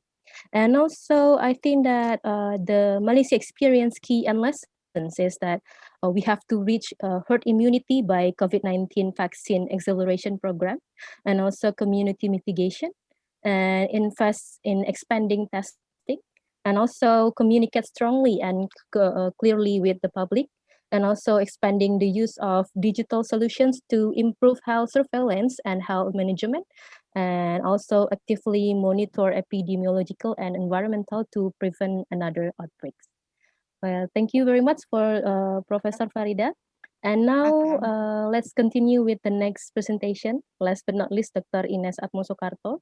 But before we start the third speakers, saya sebagai moderator ingin mengingatkan sekali lagi kepada Bapak Ibu yang ingin bertanya, silakan mengisi link pertanyaan di link question and answer yang sudah disediakan oleh panitia, atau bisa juga langsung mengetik pertanyaan Bapak Ibu di kolom chat Zoom. Terima kasih. Okay, let's first allow me to give a short introduction about Dr. Ines Atmosoekarto. Dr. Ines Atmosoekarto is a research manager in ACRF Department of Cancer Biology and Therapeutics, And Dr. Ines is also a Chief Executive Officer of Lipotech. Lipotech is a startup biotechnology company based in Canberra, Australia, with specific interests in the development of novel liposome-based therapeutics and diagnostic strategies, with a particular interest in strategy for delivery of targeted therapies, including vaccines and immune-modulating therapies. And Dr. Ines Atmosukarto graduated from University of Adelaide, double major in biochemistry and genetics. And she obtained her PhD in molecular and cellular biology in Molecular Bioscience, University of Adelaide in 2001. And before Dr. Ines Atmosukarto becomes a CEO in Lipotech, she began her career as a research scientist of Indonesia Institute of Science, or LIPI, in 1992 until 2006. And also, Dr. Ines Atmosukarto successfully secured many grants from various sources, including government, through federal programs such as the Biotechnology Innovation Funds, and also commercial ready and climate ready programs, and also the ACT government, the Bill and Melinda Gates Foundation and Global Connection Fund, and many more grants. And also Dr. Ines Atmosukarto achieved many personal fellowships and awards, such as recipient for Anugerah Iptek 2012 that was presented during the 17th National Technology Awakening Day, which was attended by President Susilo Bambang Yudhoyono. And then also she is an Australian Alumni Award in 2009 and recipient of L'Oreal UNESCO Fellowship for Young Women in Science in 2004. So without further ado, please welcome Dr. Ines Atmosukarto. The time is yours. Thank you very much. Thank you very much for the kind invitation. As you will have seen from my CV, I am not a population health specialist or an epidemiologist. So I've learned a lot from Professor Betty and Professor Farida this morning, looking at this from different angles. So I'm probably what you'll call an armchair epidemiologist. I've been Professor Betty probably hates people like me, but I've been one of these people who, with a background in science, was really interested in what was happening with the pandemic from very early on. In fact, I think my friends in Australia used to think I was a bit weird because I was following up what was happening with the outbreak from January. So from the January, I somehow picked up some news items about this strange disease that had happened in Wuhan, and I kind of became obsessed with it. And Australians are very laid back. So, and you will, I mean, it's quite evident also from the response, but you know, I work in a research scientist, and until March, most of the people in my research institute were not really interested in it. In fact, I remember I went up to our occupational safety officer, and I said to her, "It's like, do we have a plan? If this pandemic hits Australia, what's the plan for our institute?" And I asked that on the 17th of March because I was becoming a little bit anxious. And on the 25th of March, lo and behold, we had this panic because we were told to go into lockdown. The institute had to close its door. We had to kill all of our experiments. And that, to me, actually demonstrated that we were not ready. We hadn't thought about it. We were not prepared. And it was only weird people like me who were keeping an eye on what was happening. And at the same time, I was also keeping an eye on what was happening in Indonesia, because obviously I'm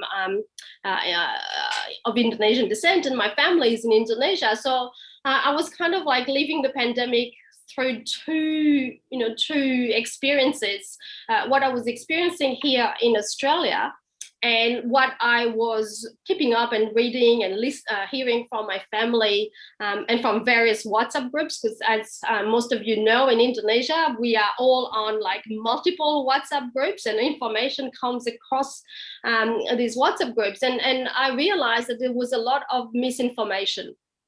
And And I was trying to counter the misinformation and explain some of the science behind the viruses, the pandemic, the vaccines, in various WhatsApp groups. And then that's when I realized that as a scientist, even though I am not an epidemiologist, we can all contribute by trying to dispel misinformation. And if we'd all do that in our own circles, and some of us can maybe take it to a more public forum. So I became a bit more active in Twitter. So I'm someone who had zero presence in any of these apps, and then my daughter actually told me to go on Twitter and to actually try and explain some of the science using Bahasa Indonesia, because a lot of information is in English. And I realized that there was a need for some of this information to be kind of translated and explained in Bahasa Indonesia. And that's what I've been trying to do since a bit the end of last year, as my contribution being outside of Indonesia, I guess, to kind of the pandemic response, because like Prof. Betty highlighted, in the end, it's up to us, the citizens. The response will really determine on our own behavior. And unless each and every one of us understands why it is that we need to modify our behavior, then it almost doesn't matter what other things are happening if we can't make the small changes that are going to stop us from spreading the viruses to other people. So I have a shorter presentation than our previous two eminent speakers who have given you such a good background on epidemiology and, you know, on handling, especially from the nurses' point of view. I completely agree. The nurses are at the front line and they're really bearing the front of this pandemic. And we can see that in the numbers in Indonesia, because we have lost so many nurses in Indonesia. I think we've lost more than 1,000 healthcare workers, and a big number of that are nurses. So I think they have been disproportionately affected by the pandemic. So what I'm going to do is go through a few slides to kind of show what has Australia been doing? Not saying that Australia is a good example, because there's a lot of things that we're doing badly here, but try and share some of our experiences, because Australia has been to some degree relatively successful, just like Taiwan, at keeping the pandemic in track. But we are now, just right now, being tested very heavily in Sydney by the Delta variant. So I'm going to give you a quick update on what's happening in Australia, and I'm going to kind of generally discuss what's been the strategy from the Australian government in tackling the pandemic, go through some of the tools that we use here to fight the pandemic, and then you'll see that some of these tools are common to what Malaysia and Taiwan are using, especially these digital tools that are used to help us fight the pandemic. And then I'm going to have a look at what did Australia do right and what did it do wrong, and finally discuss the vaccination strategy in Australia, which has been very topical for us, and also the role of the scientific community before we kind of go on and reflect on the situation in Indonesia. So let's have a quick look at the numbers in Australia. These are not the numbers today, they're probably the numbers from a couple of days ago. But as you can see, I mean, Australia has done relatively well, right? So in total, we've had about 33,000 cases and less than 1,000 deaths since the beginning of the pandemic. We've tested a lot. We've done over 24 million tests. And at the moment, we have about 2,000 active cases and less than 200 people being hospitalized. But this is actually a time where we're doing worse than we have in a long time. Where I am now in Canberra, we haven't had a case in more than 1 year. So we have seen no community transmission of COVID in Canberra for over 12 months. But Canberra is a small city, it's quite isolated, so that goes to its advantage. But as I was saying, we are being tested by the Delta variant, and this is seen, and you'll see in my next slide that we have seen a significant increase in community transmission, especially in Sydney. And as you will probably be aware, Sydney is the largest city in Australia. It's got over 5 million people living there. It's the center of the economy. So if something happens in Sydney, it will affect the entire of Australia, both especially economically. So Sydney is actually at the moment in a lockdown. It's been in a lockdown since the end of June, and we just heard a couple of days ago that the lockdown has been extended for another 4 weeks. So the New South Wales government is trying very hard to beat this current wave. We've had limited numbers now of overseas acquired cases. Like Taiwan, Australia implemented some very rigorous regulations around its borders. And I think, like in many places, we require people to have been tested for COVID-19 before they board a plane and arrive here. But even then, there are still some cases that are detected in quarantine, or sometimes even after they complete 2 weeks quarantine, we have had cases that have become positive after they've left quarantine. So after 14 days, there have been some unusual cases of very long incubation periods. So testing has been a very, very strong here in Australia. But as I was saying, the situation is not the same everywhere. So as you will see, so in Australia is a federation of 7 states or territories, and the situation differs depending on where you live, right? So where I am here in the Australian Capital Territory, we've only had 124 cases in total in the whole year, since the beginning of the pandemic.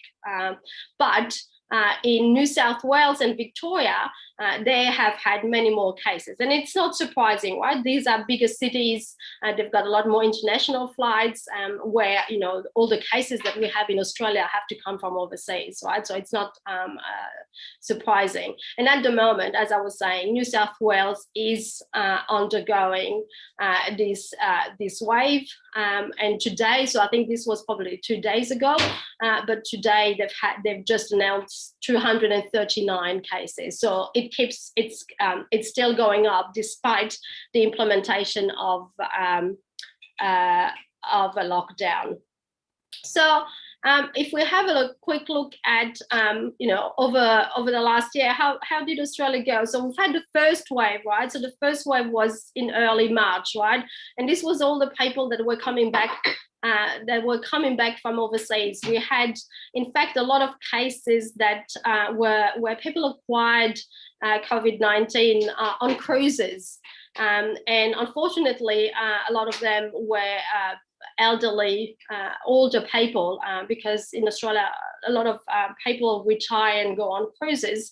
And that's a typical kind of holidaying season, at the beginning of the year here, where people would have normally gone on cruises. So you can see that was the first wave. And we had quite a few fiascos as well here. One of these cruise ships called the Ruby Princess was allowed to dock in Sydney and disembark without proper testing, and that kind of led to this big first wave of cases, which, as you can see, also correlates, with an increase in death. And the death that we saw at the beginning of last year were mostly in the elderly. And also in nursing home. So this has been, aged care facilities have been an issue. So the virus getting into healthcare facilities in Australia has been a real issue. And because, once it spreads, once it gets into one of these facilities, it spread very rapidly. And that was made more serious by the fact that Australia identified that they had workers that were working in more than one healthcare centers. So in the end, the workers were actually spreading it in between the different healthcare facilities.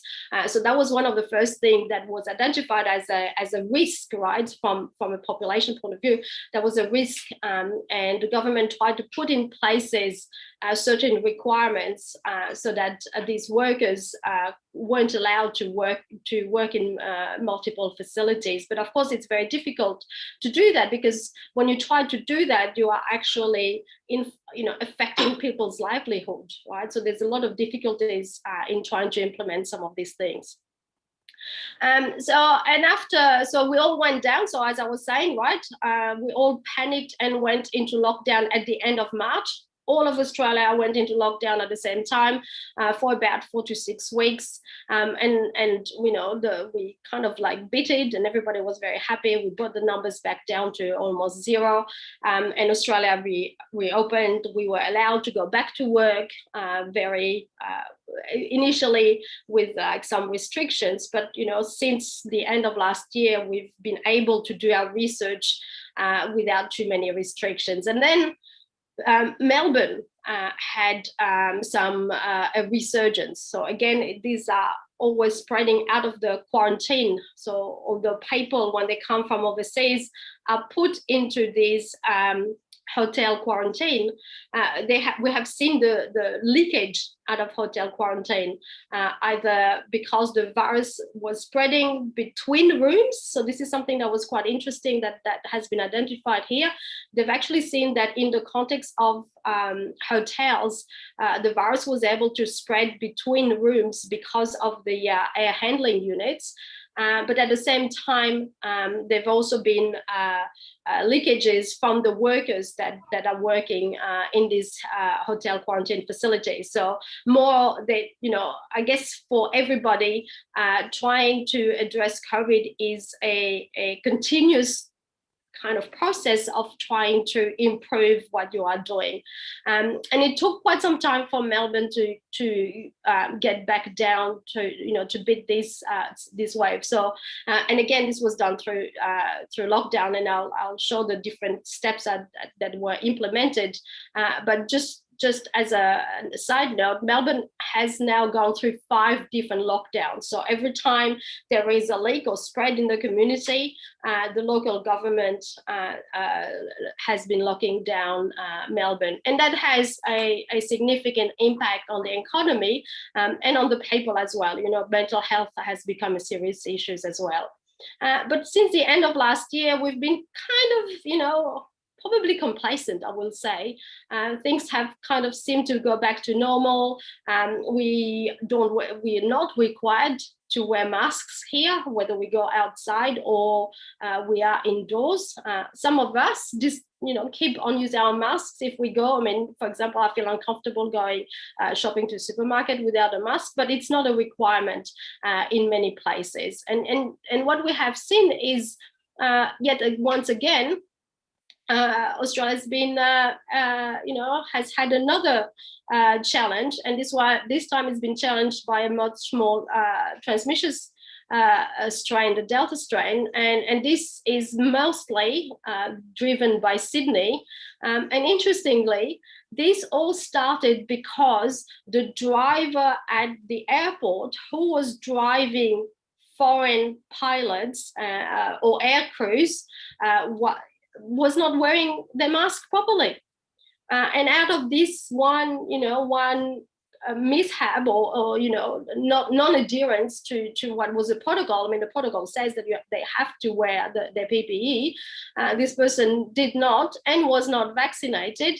And this has now, sparked another wave, and New South Wales took some time before it implemented some harsh lockdown, and at the moment it's in its 5th or 6th week, and the numbers are still going up. Luckily, we are not seeing that being, the death, confirmed death are still relatively low, and that's probably because, I mean, we we have started vaccinating in Australia in January. So the numbers are still low. The healthcare facilities are not being challenged. But the trend that we are seeing in Sydney is actually still worrying. So compared to the rest of the world, though, Australia is doing relatively good, right? With a lot of testing, we can say, we are confident that we are capturing all the cases here. So what has the Australian government strategy been? It's been a strategy of aggressive suppression, and you can actually have a look at that, the details on the government's website. It's actually quite comprehensive. But I mean, the first thing has always been to minimize the numbers of people that are becoming infected, right? So that's suppressing it by closing the borders and capturing everyone who's sick, minimize how sick people become, and therefore try to reduce the mortality rate, and manage the demands on the health system. It's always been about trying to communicate how to manage personal risk, your own risk, and the risk to your family and community. And I think part of what it's doing well, it's the communication, that it's the communication strategy and the constant communication that we have had since April. It's been much better. The vaccination has become, now at least, has become a focus of the government's response, and we'll discuss that a little bit later, but they've been a little bit late to the game, probably because of the relative success that it had at the beginning of, end of last year until the beginning of this year. Okay, so some of the key points. Obviously, a lot of money has been spent to fight COVID-19, but it's actually quite interesting to see that a lot more money is spent in the to keep the economy going. So there's been a lot of programs trying to help people whose work has been impacted, or businesses whose income have been impacted by all the lockdown. So a lot of money has been spent on that side, 10 times more than 10 times more than on the actual health side. The first, just like Taiwan, it's been the borders and the quarantine, right? Because we know that the virus has to come from outside. So by tightening its borders and having very strict quarantine, it's limited how the virus is coming. So at the moment, everyone who comes into Australia has to spend 2 weeks quarantine in a dedicated facility and undergo 2 or 3 PCR tests while they are in quarantine before they are being released.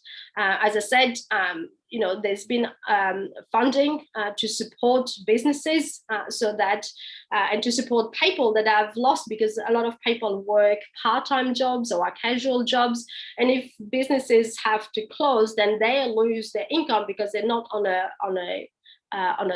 salary. So the government, to try and stop people from going out if they don't have to, have been providing some economic support to that. Telehealth has been encouraged, so to minimize people having to go into the doctors. Early on last year, they've enabled funding of telehealth, so you can have a telehealth sessions under your Medicare system here. So I mean, I think like Taiwan and Professor Betty, Australia has a Medicare system, which I think is also part of plays a big part in its response. Testing and tracing is very strong here, because that's how they try and detect who's carrying the virus. So as soon as we have cases, you see the testing efforts being wrapped up with some monitoring. So police is participating in monitoring whether you are isolated. They will do random checks, sometimes by phone, sometimes they'll knock on your door to try and make sure that you are isolating as you should be. I have not heard of, I think like Professor Betty was mentioning, of using other systems like your mobile to trace that. Although there were talks of using ankle bracelets, but I don't think that's been implemented. And digital tools, I think like in many countries now, if you go somewhere, you have to scan. Even if I go into my office, I have to QR scan when I come into the office. If you go to pick up a takeaway, even you have to QR scan, and that I think is really to help the tracing capabilities.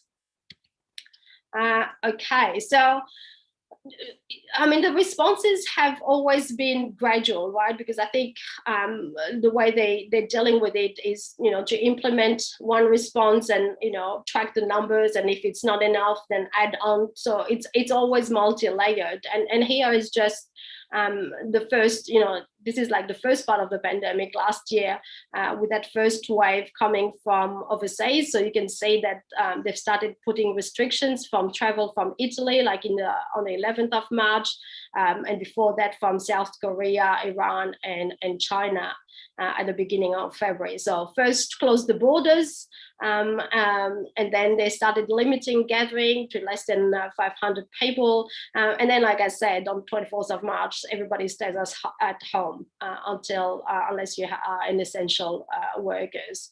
And if you go outside, you are limited to only being outside with one other people. And that seemed to have worked with the strain of virus that was going around at the beginning of last year. And after that, by mid-May, we came out of this gradually. But Melbourne, unfortunately, as I said earlier, was once again towards the middle of last year challenged, and again they've had to implement gradual approaches, first by they try to just lock down parts of Victoria, depending on where the cases were, but that seemed to not be enough. And then they tried to lock down certain areas of high density population to try and stop it from spreading, but that also wasn't enough. So then they went into like a whole stage 3 lockdown. But interestingly, you will see that mandatory face covering took a long time. There is something about wearing a mask that people here don't really seem to want to do it. It's quite difficult to make people wear masks here, which I think is probably something quite for us that when we come from an Asian background, it seems frustrating that wearing a mask seems to be so difficult, but that's the way it is. Testing, like tests surges, the number of tests done surges depending on whether or not there is cases out there. And as you can see now, because of Sydney, the test has surged dramatically, and in red is the number of tests done in Indonesia compared, with a population of 280 million, with the pandemic, raging at more than 50,000 cases a day. And this is the testing capacity in Australia with 26 million people and about 200 cases a day, right? So testing is definitely one of the strengths of the approach here. They've just recently started implementing screening tests for essential workers. And this is because in Sydney, they've started to see that the spread is now moved to the essential workers because everybody else is working at home. The only people that are going around seem to be the essential workers. So, and they seem to be moving it. One of the cases, interestingly, was a removalist. Someone was moving from Sydney to Melbourne. They obtained permission from the government to move from Sydney to Melbourne, but the removalists who were taking their furniture were actually positive, and they infected people in the apartment block in Melbourne that started another cluster in Melbourne. So, this is really highlights how you don't need many cases to start a problem.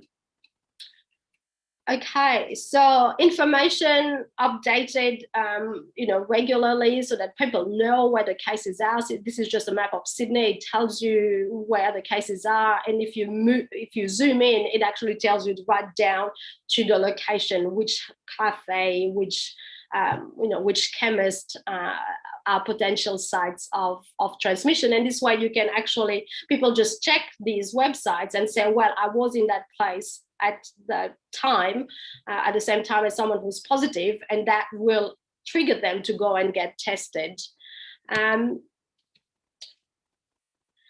Something else that they've been doing here is monitoring the sewage. And this is really to give them an insight into potential community cases if no one comes forward to get tested.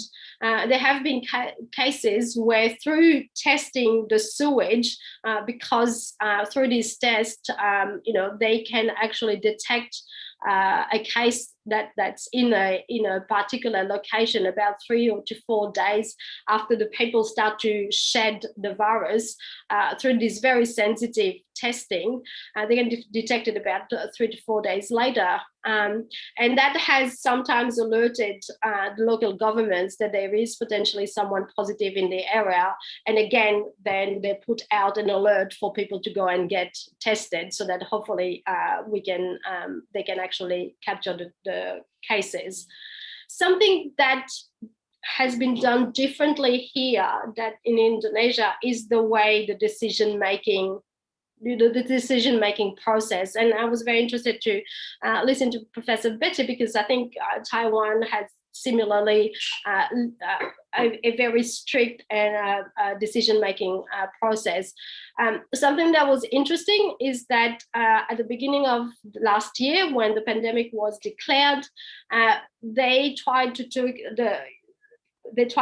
the politics out of the decision making. So instead of the decisions going through government and parliament, they formed a national cabinet that consists of the prime minister and all the premiers from all the different states. So Australia is a federation. Each state has its government, and each state has a premier. So the decisions, and because everybody needs to work together, because no one is out of it until everybody is out of it. Then to ensure that everybody works together well, then they formed this national cabinet to try and get the local governments with the national government working together. And a decision was made based on advice, right? So they formed discussion groups, roundtable discussion groups that then informed the health sector, who then advised the chief medical officer. And for most of last year, every day we had a press conference from the chief medical officer updating us on the condition, on the situation, telling us what to do. And I think having that coming out of one person who's medically trained, who represents the medical, the medical side, people, then actually help pass that message on to the people and made sure that we were listening to that. So I think that's something that has gone into Australia's favor. So what did it do wrong? I guess because I know what happened in Indonesia, and because I know that for a long time Indonesia was in denial at the beginning of last year. We thought that the virus will not come to Indonesia. Well, Australia was not in denial. So from the very beginning, it recognized that this was a problem. There was very strong public health response with, making decisions very early with very sharp lockdowns to try and bring down the numbers. So these are two things that I think probably Australia did very well, which Indonesia probably didn't do so well at the last year. The strong borders is probably easier in Australia because, we are a big island with only 5 or 6 international airports. So it's very easy to try and monitor all that. The response has been dynamic, so it follows the evidence. It uses the testing and the tracing to follow where the problems are. And then it changes, right? It changes and adopts its response depending on what is happening, but really also trying to make sure that it can prepare for future waves. So learning from what they did wrong and try to fix it so that the next time they can improve. They don't always get it right. They set a goal. So from the beginning, the goal was to get to 0 cases. And they've thrown a lot at it, and that's really been felt by the economy. Engaging with the public to get support, and that was done through daily media conferences, as I said, I think is a very important aspect, because if we want to change people's behavior, we need to engage with them. We need to explain to them what they have to do things differently. And also they've identified vulnerable populations like the elderly, like the prisons, to try and focus more support there. So what it did wrong at the beginning, some things were mishandled, like that cruise ship that was allowed to dock, which then spread the virus in Sydney and then to other parts of Australia that led to our first wave. So the first thing that did wrong. There have been issues with hotel quarantine, as I've said, and all the waves that we've had have come from leaks from hotel quarantine. So that's been a big problem with them. And the same with the aged care facilities who have disproportionately been affected. There was a lot of debate at the beginning whether we should go for elimination or suppression. And then I think, and this is probably something that's quite unique to Australia or to multicultural countries like Australia, there was a lot of racism and bias and ignorance, especially, and that was very visible last year during the Melbourne outbreak, because part of that outbreak was in non-Anglo populations. And that is really bad because it tended to then focus and blame the spread of the virus to specific cultural cultures, and that's something that I think is a problem. Australia was probably not as good as Taiwan. I heard that Taiwan was putting out information in 6 different languages. I mean, Australia is now doing that, but engaging with this population, specific cultural groups, I think is important. And the vaccination has been very slow.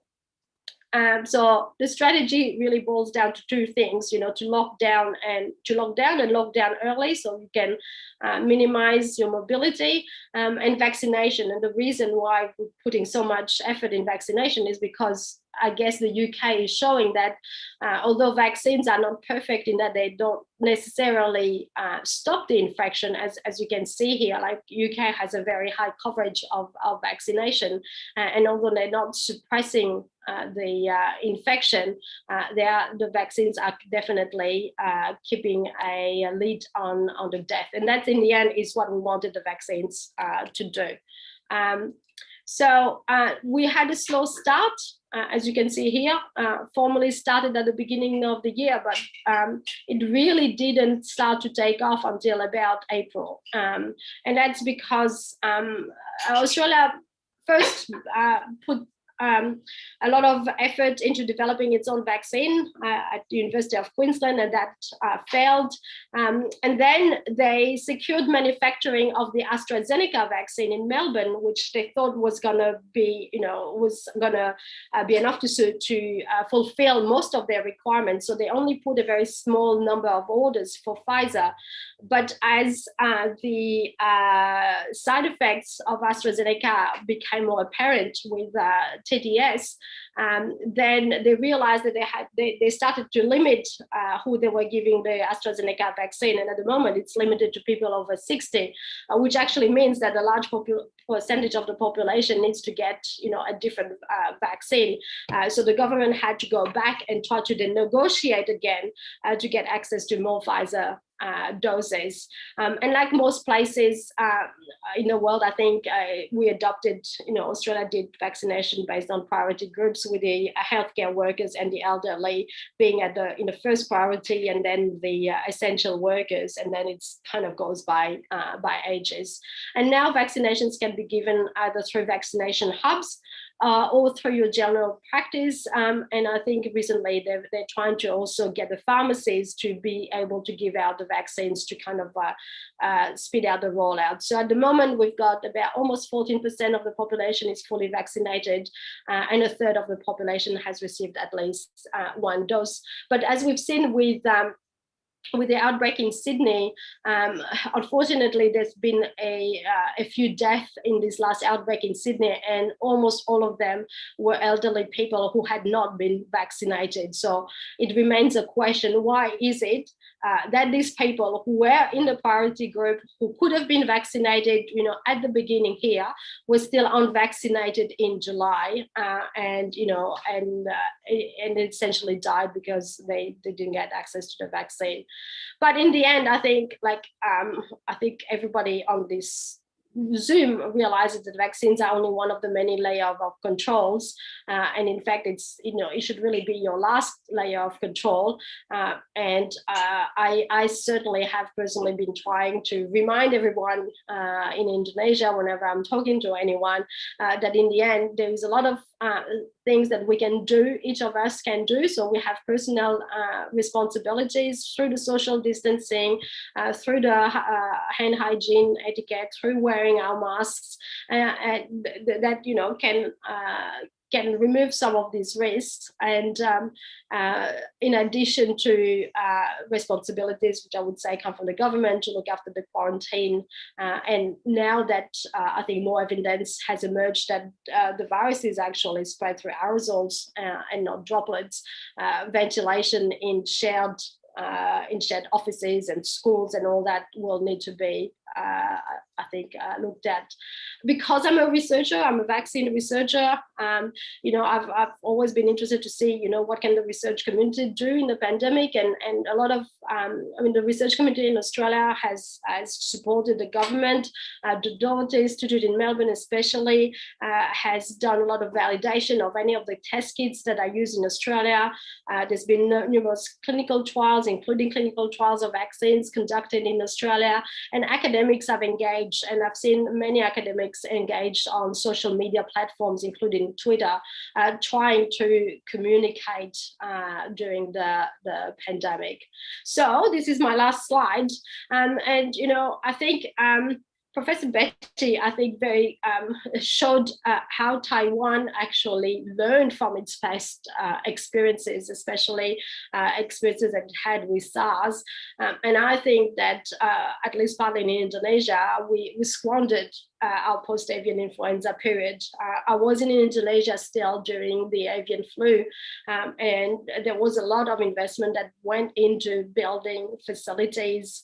But I think in the end, those facilities and that know-how was probably lost in the years following, and were not able to be garnered or exploited when the pandemic hit last year. So hopefully we will not make the same mistake after this. So it seems that we didn't have a playbook for the next pathogen, which is unfortunate, given again that we were shown how the IHR was put in place in 2005, and why is it that we didn't have a playbook when things started to happen? I can see through my involvement with the research community in Indonesia that we are building this capacity, including the sequencing, the whole genome sequencing capacity in Indonesia to allow us to track what is happening. Here in Australia, every positive case that comes out in quarantine is sequenced, so they know exactly what variant has come into Australia, and they also use sequencing to actually track the different clusters. So the sequencing can be a very powerful tool if it can be done fast enough. So there's a lot of things that I think we will have to reflect on when this is over. We definitely need to strengthen and invest in our medical research and manufacturing capacity. Indonesia has a vaccine manufacturer, Bio Farma, but at the moment Bio Farma conducts the fill and finish for a inactivated vaccine that's made in China. So I think something that Indonesia could try and strengthen to strengthen its health, as a health security kind of approach, it will be to strengthen its vaccine manufacturing development as well as manufacturing capacity. And I've been in discussion with with various counterparts at PDB Pharma to try and see how we can make this happen. And we need to be able to respond faster, right? So I think that comes back to administration, because for every day that you take or you take to ponder in your response, the virus spreads exponentially. So fast response is key. And something that I was been wondering is whether Indonesia needs an independent infectious disease entity like a CDC. We do have a infectious disease entity that sits under the Ministry of Health, but I wonder whether having it sitting outside and being independent and being able to advise the minister would actually facilitate responses, because as Professor Betty said, this is not the first one and this is definitely not the last one. So we need to actually take lessons from what's happened this past. Okay, so this is the end of my slide. Everyone has an important role to play, and I'm looking forward to the discussion. Well, thank you very much for Dr. Ines for unique and remarkable presentation. And I think that Australia doing a really great in handling COVID-19 by doing aggressive suppression strategy of COVID-19. And also Australia has strengthening borders and quarantine support, and also strengthening funding, especially for telemedicine or telehealth, and also testing and tracing isolation, and also strengthening information and digital tools by established COVID-19 application. And also Australia did the same regulation with Indonesia, that Australian also have a travel restriction and also travel ban, and also doing social distancing. And for vaccination, I think that Indonesia really has a slow vaccination, because at first vaccination in Indonesia is priority for health workers, and then whereas the public or community just get the vaccination at March 2021. So I think that's why the vaccination programs in Indonesia is still low. Well, we have reached for the end of our presentation now, and after this we will continue to question and answer session. And I think moderator, can I ask through by myself directly? Okay, please, Pak Bustami. Yeah, all right. Okay. All right. Okay. The presentations are very interesting. Excellent. Thank you for asking. First, I would like to introduce that my name is Bustami, B-U-S-T-A-M-I. I'm one of lecturers in Alifah Health Science College. Okay, there are 3 questions that I will ask to the speakers. First is for Dr. Ines from Australia. Second is for Professor Betty from Taiwan. And third is for Professor Farida. Okay, for Dr. Ines, as we know that strategy of or implementation of reducing or decreasing the cases of COVID-19 are almost the same in all countries. But if I compare with Indonesia, in fact, in other countries like Australia, Taiwan, and so on, the cases round down fastly. My question is, what tips and tricks that Australia has done? One of them that you said before was aggressive suppression strategy of COVID-19. What does it mean? I know the character or cultural, the people of Australia a little, because I have been in Australia almost 40 years. That is for Dr. Ines. Now is for Professor Betty. You said before that Taiwan lack of international support. In my mind, this means Taiwan arranged the implementation of reducing of COVID-19 by itself only. Meanwhile, other countries that support and help, such as vaccine from other countries, including Indonesia.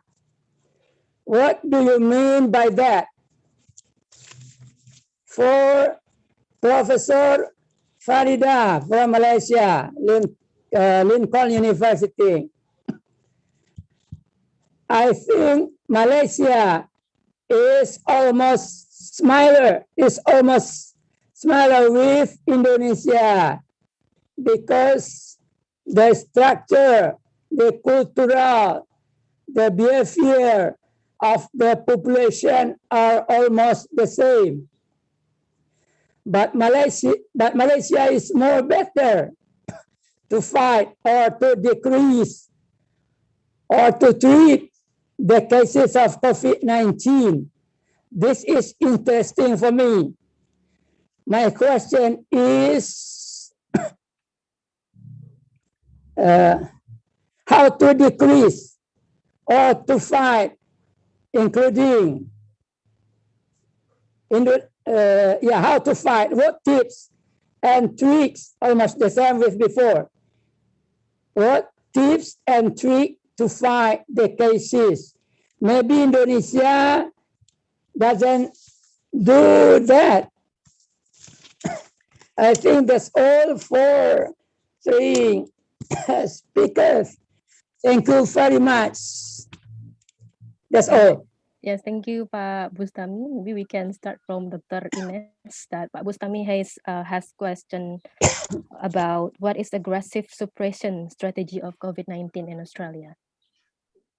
That's a very good question, because that aggressive suppression is government speech, right? That's kind of like what they say, but at the end that needs to be translated into so that people actually, each and every one of us, understand what that means. And I think I guess comparing between Australia and Indonesia, what I can say is that what we have done here in Australia is to start fast, right? We didn't wait until the cases got to thousands, right? So when they start to lock down when they have double-digit community transmission, or in fact, in some cities, if they have 5 community transmission, they will lock down the city, right? So to act fast, because the virus spreads exponentially. If you stop it at the beginning, it's a lot easier than waiting for hundreds of thousands of cases to try and bring it down. But what that also means for each individual, because I think Professor Betty really accentuated that very well, they've tried to make it easy for us to understand what they want us to do. So they will say, you can only go shopping within 1 kilometer of your house, right? So then that immediately, restricts your movements. they will say you can go out for to do some to go running, right, to do some exercise, right? But again, you cannot do it with a group of 10 friends. You can do it by yourself or at most with one other people.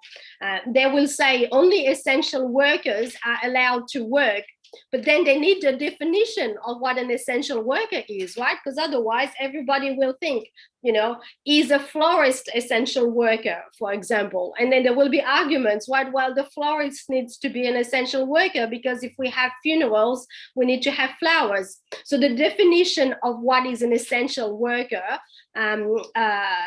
needs to be clear, right? And different states, because the response at the end is state by state, different states have done it a little bit differently. And I think Melbourne, Victoria, has done it better because they have to do it 5 times. So they learn every time what went wrong. And the next time they do it better. And it's always the messaging. If I look at it, it's always the messaging that's clearer, because then it doesn't leave any interpretation for us, right? And if you don't have any way of interpreting, then you know this is what I have to do to stop it, right? And I think one of the problems with Sydney and why at the moment they're still having problem to try and bring down the numbers is because initially the New South Wales government was a little bit more relaxed, right? So they let people give a little bit more freedom, right? Do you close gyms or not, right?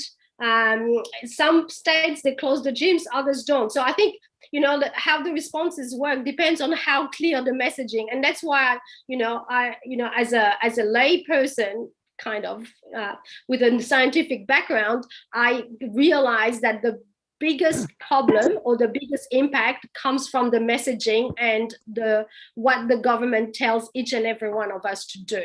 And you're right, Australians are not necessarily, we're probably not like people in Taiwan, right? We are much more rebellious here, but there has been a sense of we are in this together. And I think when the government speaks, they try to make it, as almost like a patriotic thing, right? We're in this together. If we do it for other people, we do it to protect our families, we do it to protect other people. And by catering the messaging, I think, you get people to, and Professor Betty can correct me, but if you get the messaging right, you can actually get people to do the right thing. I think it doesn't work if, it's like children, it doesn't work if you tell them you have to do this without there being an explanation. So I think, and if I compare with Indonesia, I think the messaging is the biggest issue. Hello, Dr. Ines. Is there the correlation with the cultural and behavior of the people? Like that?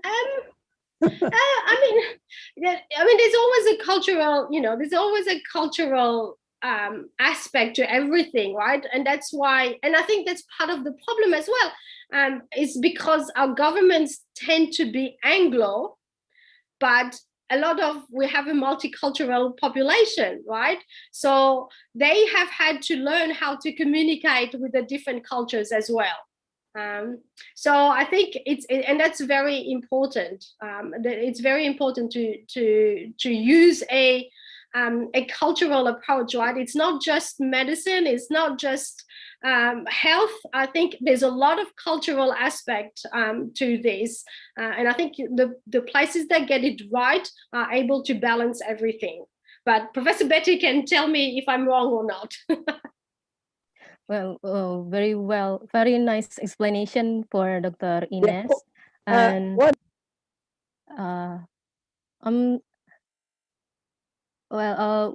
okay, I think we move to a question from Pak Bustami to Professor Betty Chiu.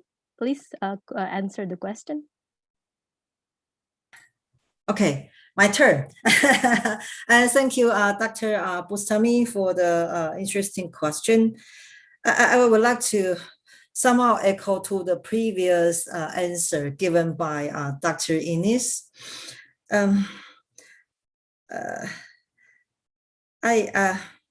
for the whole response that Taiwan had, just like I said, we always believe that prevention is always better than treatment. Okay, so if we can contain the virus in the beginning, it will cut down the loss. And in this kind of fight or war, if you can cut down the loss, which means you save a lot. You save a lot. Okay, so and another idea is that no one can fight this alone.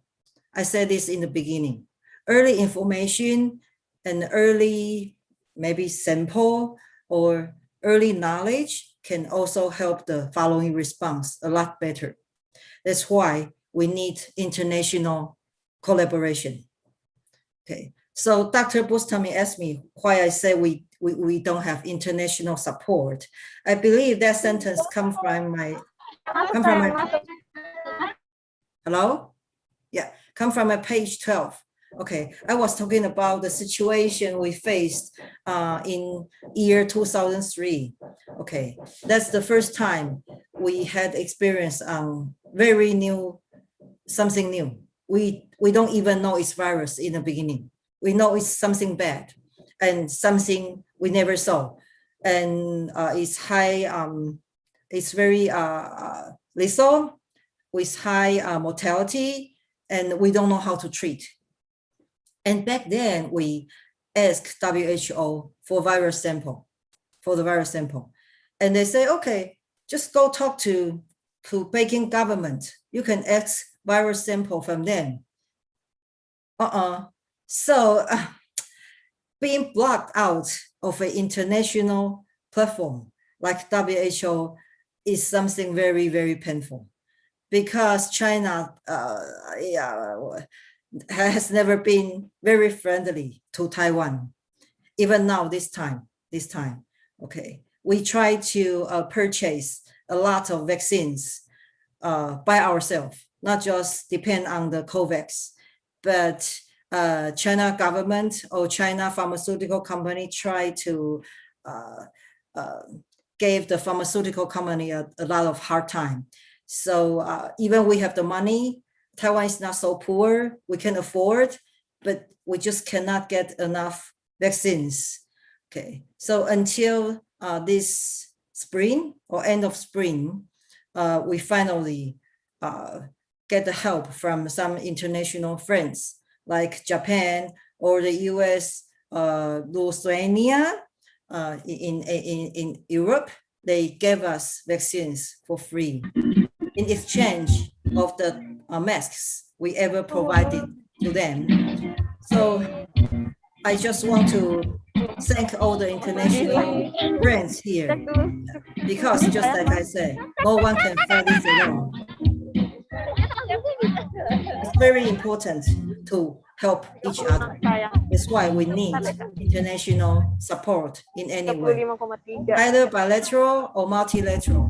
Everyone can work together. We can make this kind of disease go away much sooner.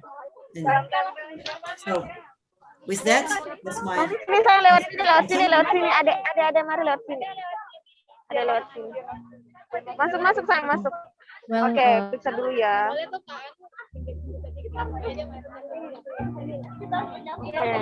Sayang mari sini dulu. Oke, boleh.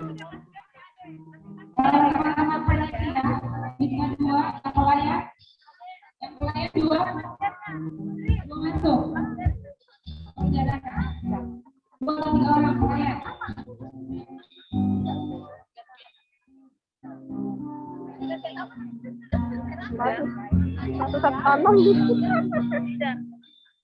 Masukkan pasir.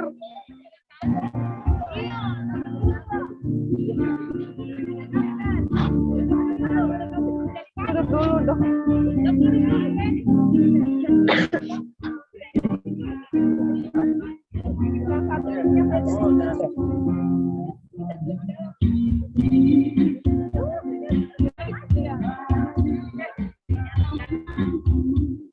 Halo?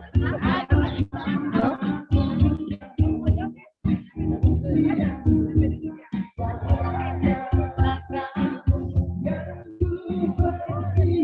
Senator. All right, we're so sorry for the technical meeting, technical sound. I think we move to Professor Dr. Farida to answer Pak Bustami question.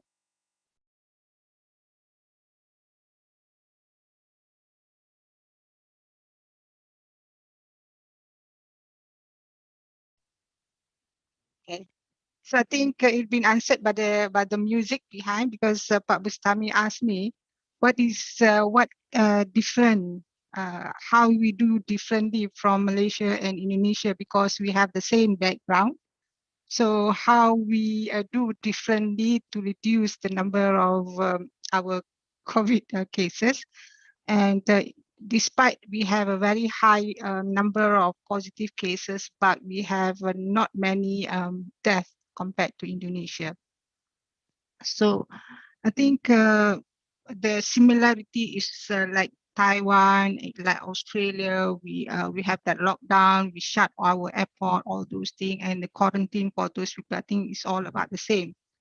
And they what you call that, traveling within 10 kilometers is also about the same. I think a majority we follow the standards that is already been put up by WHO.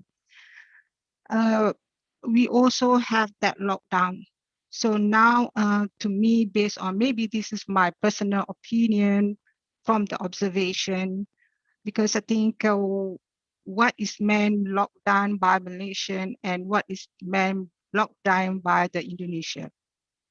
For example, okay, in Malaysia, no mass or no mass gathering is allowed, even for a wedding. All right. So we do not have any wedding ceremony at all. Even those who wants to have a wedding, they wants to have akad nikah or something like that. It's only close relative will be allowed. Only limited person. For example, the groom, the pengantin, the two of them, the parents, both parents. Not more than 10 people will be there. All right. But I think that is not happen in Indonesia, because Indonesian wedding means is something grand. Am I right? So because only yesterday somebody showed to me, they have early music together with the procession of for the wedding, very big garrison. So that is the difference between the lockdown in Malaysia with the lockdown in Indonesia. One. So once you have that, you did not follow that restriction of lockdown. Okay, we already breached that. Our transmission, what do you call that? The transmission process. There's no social distancing. Am I right? So when everybody very close together, the transmission of the virus is very easy. One. Number two is that when everybody is in a very big crowd and they forget to put on the mask. Because the thing is that when you are in a big group with a happy environment, your adrenaline will be different. So the thing is that based on in my previous presentation, they said even when you open your mouth during your eating also, the chance of the virus to be transmitted is very high. Because we have a few, when they trace back all those people who are in the family infected by the virus, because they are eating together in the family.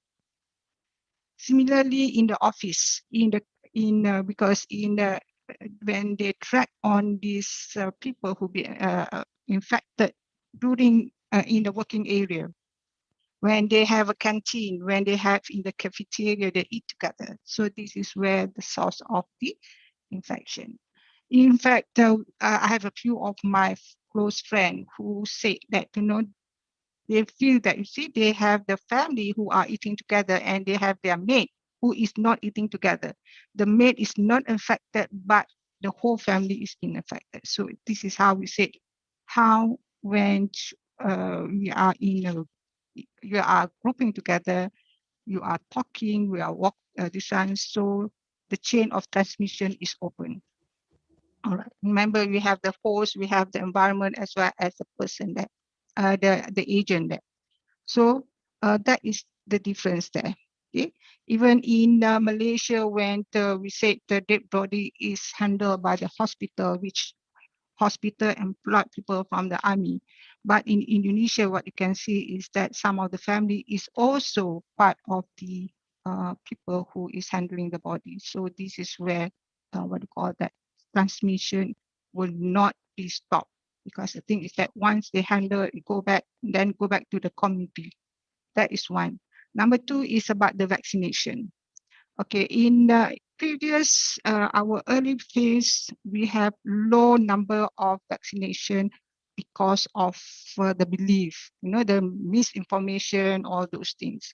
So they refuse to have that vaccine because of their religious belief. All right. So that's the reason why we have a very low number of vaccination. But currently, when we involve all those people from the religious department to explain the importance of this vaccination, and even when they relate with the religion, which we said, if you if you refuse to accept that the vaccine, you are not only harming yourself, but you are also harming the whole community, which is not Prophet Muhammad's belief. So that's the reason why people slowly accepting the vaccine. On top of that, because of the number of death is increasing. So now the thing is that, hoping that by this herd immunity, we should be able to lower down that COVID-19. We can have the number of people being infected, but the thing is that we want to reduce the number of fatality there, because vaccine is not the obsolete answer for the primary prevention. Is only to reduce your chance to become serious when you are infected by this virus. I think I answered that question. I think that music also answered the question earlier on. We're so So sorry how about technical error. I think because we know we observe, because we have some students, we have some and then especially if we are, this is where sometimes the disadvantage and advantage of your social media, when you start sharing, so it can be positive, it can be negative. Positive in terms of that you can see, oh, these people are not practicing of that, I say. So you can see on that. So this is some of, you have to take it in a positive way. All right. Okay. All right. Thank Thank you, you very much for Professor Dr. Thank you. Farida for answering Pak Bustami questions. That was very well explanation. And now we move to questions. Another questions. We already collect some questions that collected by the committee. Please, the committee to share the first question. The first question is from Prof. Heri, from head of LL Dikti Wilayah 10, and Ms. Zaria Rahmadani from Stikes Alifah. And this question is for Professor Betty. And the question is, my first concern, I noticed that almost in every country, there are some group of people who believe on COVID-19, and even they spread the hoax that counterproductive to the government effort. And are there any kind of this group in Taiwan, and how this Taiwanese government dealt with these issues? And also, what is being done by the government of Taiwan to increase public trust in the government to join fight the pandemic, and so that the pandemic can be reduced from Taiwan? For Professor Betty Chiu, please answer the question. Okay. Thank you for Mr. Harry's very important question. Very important. Okay. First, yes, in the beginning, because COVID-19 is new, nobody knows it's something in the beginning. So there are some guessing. And however, just like I said, Taiwanese people are so afraid of death and something unknown. so they just learned it from SARS and try to buy the mask and just try to build their own personal border control. by themselves, because at least they know this is something respiratory, related. So just cover everything they can get. Okay, it's better. Okay, because no one know how to treat this kind of this new disease. So yes, in the beginning there are different voices. Some say, oh, this is just flu, don't worry. Or somebody will say, okay, this is not so terrifying, blah blah blah blah. However, just like I presented, Taiwan government says this is something bad because it's a typical pneumonia, and we have a bad feeling. So we better be more cautious than just relaxing. So the CCC was established, and we banned the flights, and also tell people just be careful, because if you get something very bad and you come to the hospital, even the hospital doesn't know how to treat you, and there might maybe no cure. Okay, so just use this kind of consequences explanation, and persuade Taiwanese people just be more careful. It cannot be more harmful. Okay, and this is how we deal with the situation in the beginning. Okay, and then second is that public trust is also important. We learned that also from SARS. Okay, so from the very first press conference, it was hosted by the Ministry of Health and hosted by the Minister of Health himself. Yeah, he come to the front line every day, 2 p.m., explain whatever we know and collect all the reliable evidence for the public and explain one by one. Because we know that if we don't try to spread the correct information and try to keep it transparent and try to tell them what we are facing now, then in very short amount of time, it will just become chaos, just like 2003. So once again, I think risk communication and the management of infodemics are also very important and being recognized by the global reports. Yeah. And this is how we deal with it seriously, and no other information can be spread. And also, we have very heavy penalty for people intentionally give out wrong information or do the dissemination of wrong information. They can be charged with very high amount of penalty. Alright, thank you very much for Professor Betty. Mungkin saya bisa bantu untuk translate jawabannya, bahwa sebenarnya kalau untuk Taiwan sendiri dalam menghadapi pandemi COVID-19 ini, mereka banyak belajar pada saat pandemik, pada saat virus SARS tahun 2003 kemarin. Jadi untuk Taiwan ini mereka sudah learn from the past gitu ya. Jadi learn from the past itu adalah mereka belajar dari pandemi yang sudah mereka lalui sebelumnya, yaitu virus SARS. Jadi pada saat virus corona ini masuk ke Taiwan, masyarakatnya itu sudah aware dan sudah waspada apa yang harus mereka lakukan, seperti menggunakan masker, kemudian memang selalu melakukan social distancing dan lain-lain sebagainya. Kemudian untuk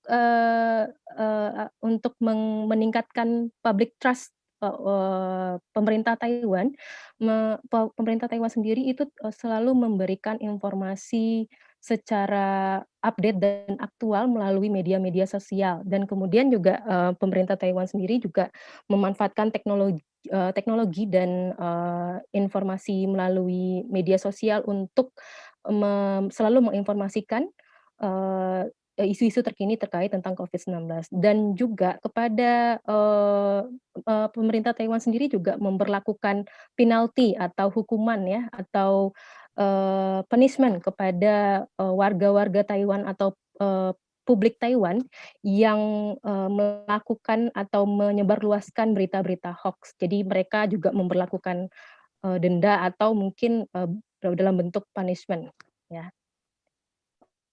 Thank you. Can I add?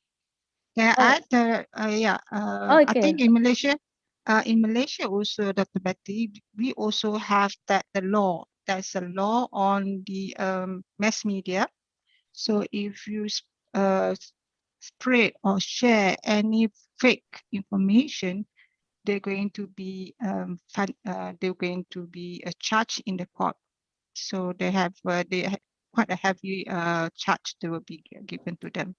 I think majority they have some laws on that on the fake news. I think during this time, it is very crucial for us to make sure that the information reached to the public is reliable, valid, and from the good resources.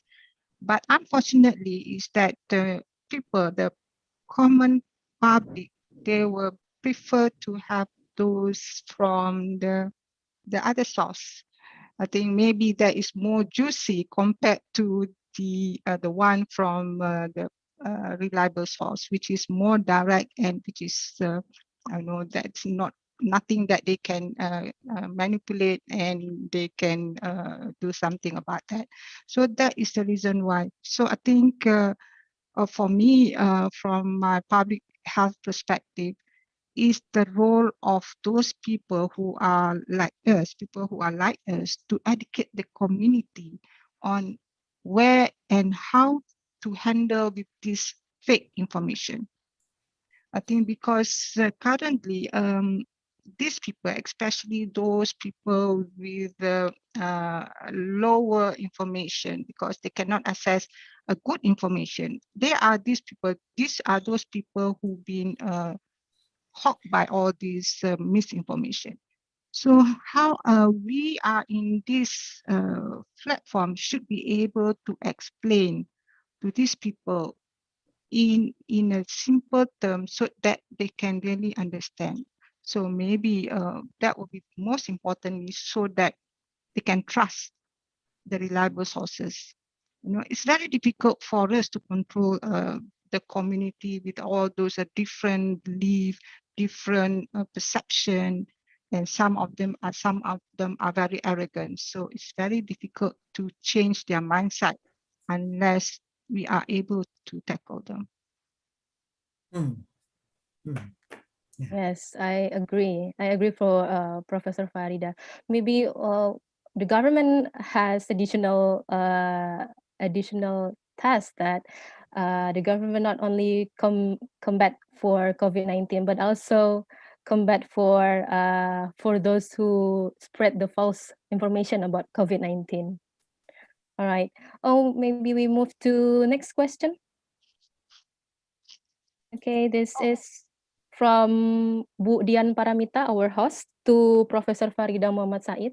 The question is that she once read on online news story that Malaysia lifted the COVID emergency rules and would make a peace with COVID-19. This is a contrary to the number of cases that are still increasing, and there are 207 death cases on Tuesday, July 27 and 2021. Is that the right information, Professor? And if this news is true, what is the reason for the government to do or to deal with these cases? And and how effective is the handling of COVID-19 cases in Malaysia, especially in tracking, tracing, and testing of COVID-19 in Malaysia? Yeah, I think so far I have not heard that we already lifted the COVID emergency. We don't have a COVID emergency rules here. We call it, we have that MCO, the expansion of that MCO. We restricted, so we have that restricted movement for all those people who wants to travel interstate. Okay, and now we are only lifted in a certain extent. So whoever wants to go to, because in Malaysia we have 14 states like any other countries. So we have 14 states.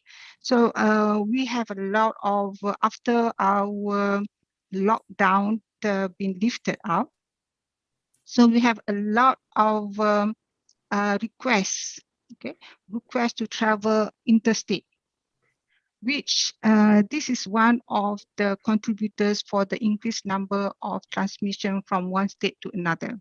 All right, especially where I stay in Selangor. If I stay in Selangor, I want to go back to Perlis. Perlis is in the northern part, where the number of COVID is only 8.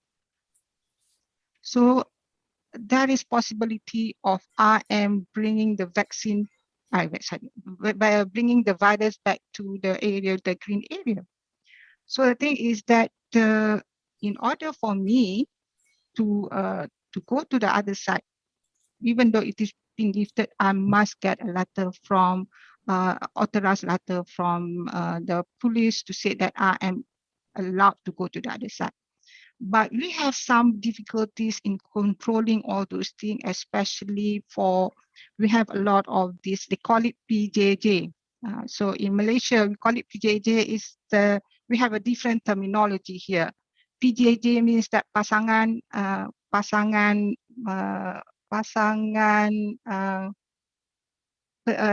long distance, what do you call that, partner. A long distance partner means that the husband is in Kuala Lumpur, the wife is in the other side. So this is the reason why they want to go to the other side. So we do not lift up any of those emergency, this lockdown. We do not have total lockdown, but we still have that lockdown. Only in a certain extent that if you want to travel to certain place, you are allowed with a very good reason. All right. And the number of cases, according to the Ministry of Health, the number of cases that increasing is because that the way of we doing our testing. Okay, previously what happened was that as I mentioned earlier on, those who feel that they've been infected or they have a close contact or they have a casual contact, they will go to the center for assessment, COVID center assessment. They only go there. That means that they go willingly. But the current approach or the strategies, because the thing is that by doing so, you allows the person who's been in contact go to that center, which will bring all those virus together. So now our approach is that, this is what we call it a mopping here, the testing and testing. So we have the number of people who've been identified in that particular area. So we will go to that particular area to test the whole community. So when we tested the whole community, then only we can contain that particular place, that cluster, so that it will not spread to another area. So that is what we have that. So what is the effect of that testing? The number of our cases is increased because we managed to contact then and then, especially those who are in the factory areas. We have number of people who are affected in industrial area as well in the condominium. In condominium is that they believe that, because of the very secluded, especially those low cost flats where they have only small lift, when they have overcrowded in the lift. So they have high risk of people who have that COVID-19 spread. So we believe that tracing and tracking is very successful in order to contain, so that when we identify those positive in early stage, we can give them the treatment. As we know that there is no cure, as we mentioned earlier on, there's no cure for this COVID-19 if they are this one, except for the prevention when they give antivirus. So currently, the new now people are combating. I'm not sure whether have you heard of ivermectin. People is trying to use the anti-parasite instead of antivirus to treat COVID-19. So there is no obsolete treatment for that. So that is the reason why we need to have that tracing as well as the tracking. Tracking is very important so that when you know, for example, I give you my example, my personal experience. So we have that in My Sejahtera, the application. So when we we scanned that code, and it's happened that somebody in that particular shops that we went is positive. It was sent a message to say that I am a casual contact. So they will inform us in My Sejahtera to say that you has been identified as a casual contact. So you need to be home isolation. So then after 14 days, we have to inform them that we do not experience any symptoms. So that is good in terms of that tracking system. All right. All right. Thank you, Prof. Farida. But can I ask a question? Is that My Sejahtera is official application made by government to update COVID-19 cases? Yes. That the My Sejahtera is a must application to be downloaded by all those citizens. All right. So, for example, if you want to get your vaccination, you must register with your My Sejahtera. So when you have registered, if you are not registered, you will not get your date for your what do you call that, for your vaccination. So if you are, if for example, I have my mother who is 90 years old, for example, who do not have that this one, so I can use it for, I can use my my phone for my dependent, you know, for my dependent. So when she is due for her vaccination, I have to bring her together with me so that I can show with my phone the application. So hers is under this one. Because without that your My Sejahtera application, you cannot go for into the vaccination center. We have two cases in Pulau Pinang, in Penang. We have two Indonesian who make use of somebody My Sejahtera to get the vaccination. So when so they can trace, is it yours or you use somebody's one? So if they find that you are using somebody's My Sejahtera, you can be taken to court for using that application. So only one they will use your ID, only one person for that My Sejahtera, except when you register for your dependent under you. All right. All right. But unfortunately, in Indonesia, we not yet have that application. But I think that the health workers that that work in vaccination already have application to make sure that community already did the vaccine. But it's only for the health workers, not for the community. Okay, thank you very much for Professor Farida. Next question. We still have a question. Okay, this is from Mr. Lutfil Hadi from Public Health Faculty of UNAN, Universitas Andalas. And also this questions from Ms. Febrianti Nursya to Dr. Ines.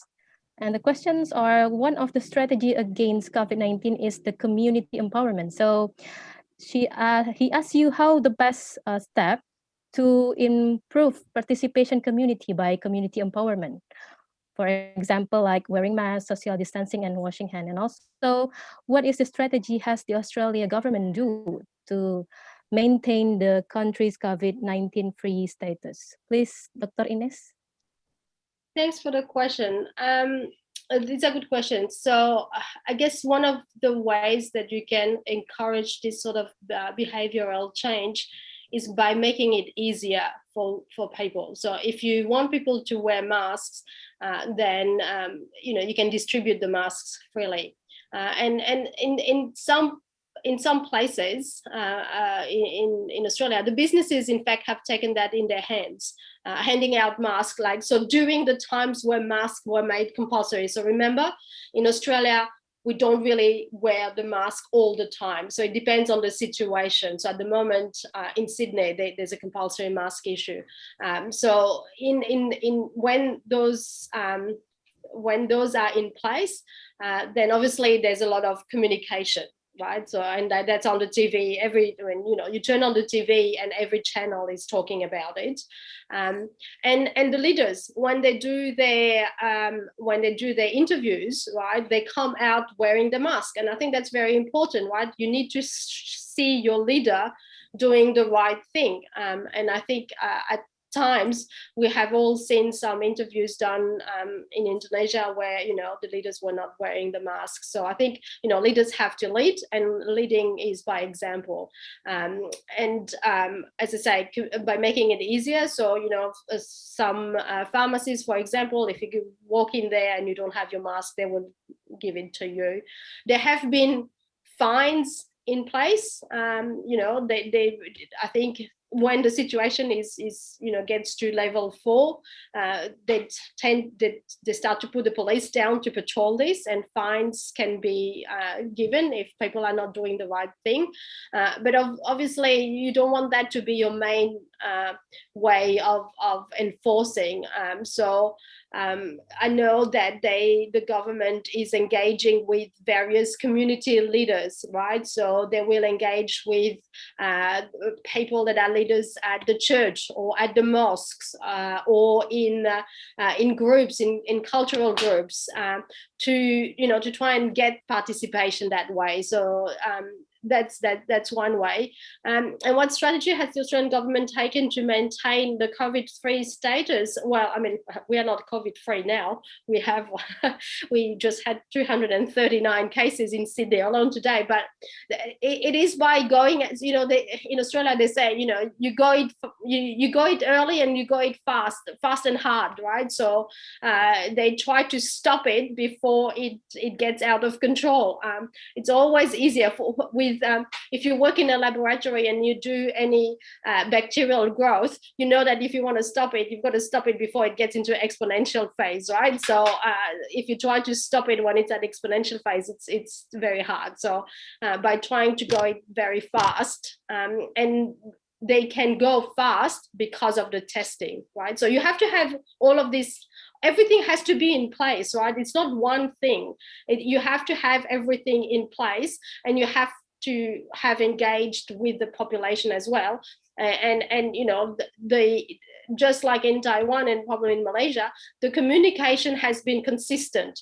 Like, for example, here we know that at 11 o'clock in the morning, the Premier of New South Wales will make a speech. Or all of last year, we knew that at a certain time, the Chief Minister Officer with the Minister of Health will give us an update. Everybody knew, and it was every day at the same time. And then people connect, right, with that, and they feel that whether or not we succeed, is also dependent on them, right? So you want, through the communication. So yeah, it's consistency, I think. All right. I think I agree to Dr. Ines that leader and also influencer also have a big roles to change the people behavior. Mungkin seperti kalau bisa saya terjemahkan sedikit bahwa kerjasama dengan pendekatan ke tokoh-tokoh masyarakat untuk melakukan protokol kesehatan itu sangat penting sekali ya. Maksudnya dengan contohnya dengan tokoh-tokoh masyarakat dengan apabila di muka umum atau di publik dengan menggunakan masker itu nanti secara tidak langsung akan diikuti juga oleh masyarakat-masyarakat yang ada di sekitar si tokoh masyarakat tersebut. Gitu. And Setuju, then, ya. Pendekatan dengan tokoh masyarakat itu sangat penting, karena kadang-kadang ada distrust dengan pemerintah ya. Jadi kalau datangnya dari tokoh setempat itu jauh lebih mudah untuk mengubah perilaku. People behavior. All right. Thank you very much for the question. Is there any questions for questioners? Okay.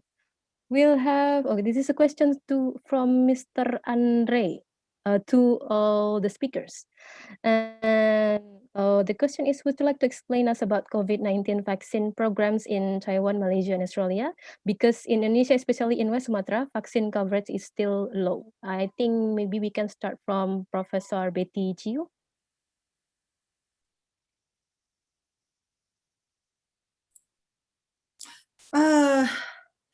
It's going on, but a bit slow than we expected.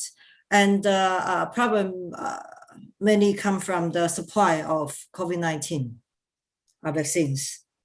So we are hoping to expedite as soon as possible, and hopefully to get more than 70% of our population vaccinated by this October.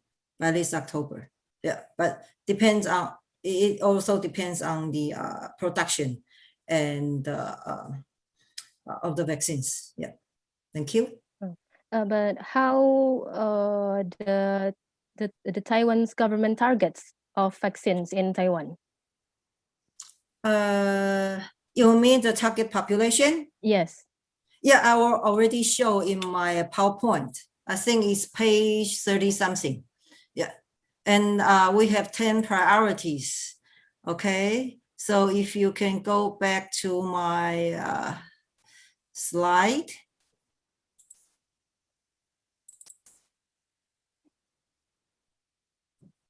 I list 10 priorities, and the number one is health workers. So I think I will not repeat again. Thank you. Yeah. All right, thank you, Professor Betty Chiu. And next, we please answer the question for Professor Farida.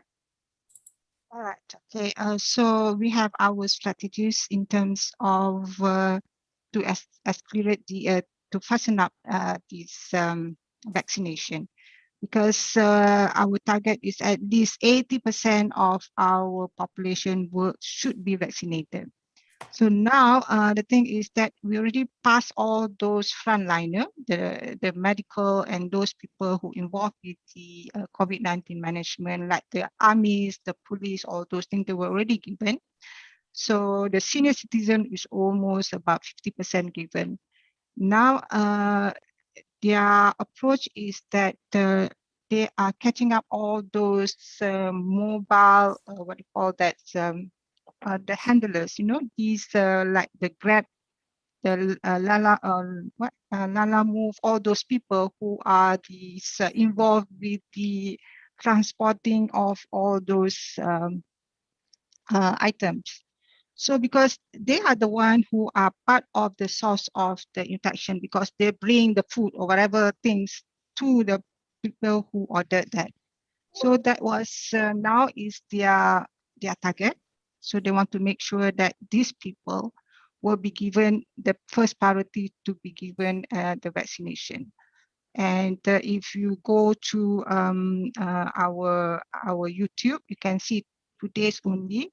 You can see the number of people queuing out for the vaccination is already increased, because the number of vaccine is already being increased, ordered from all those places.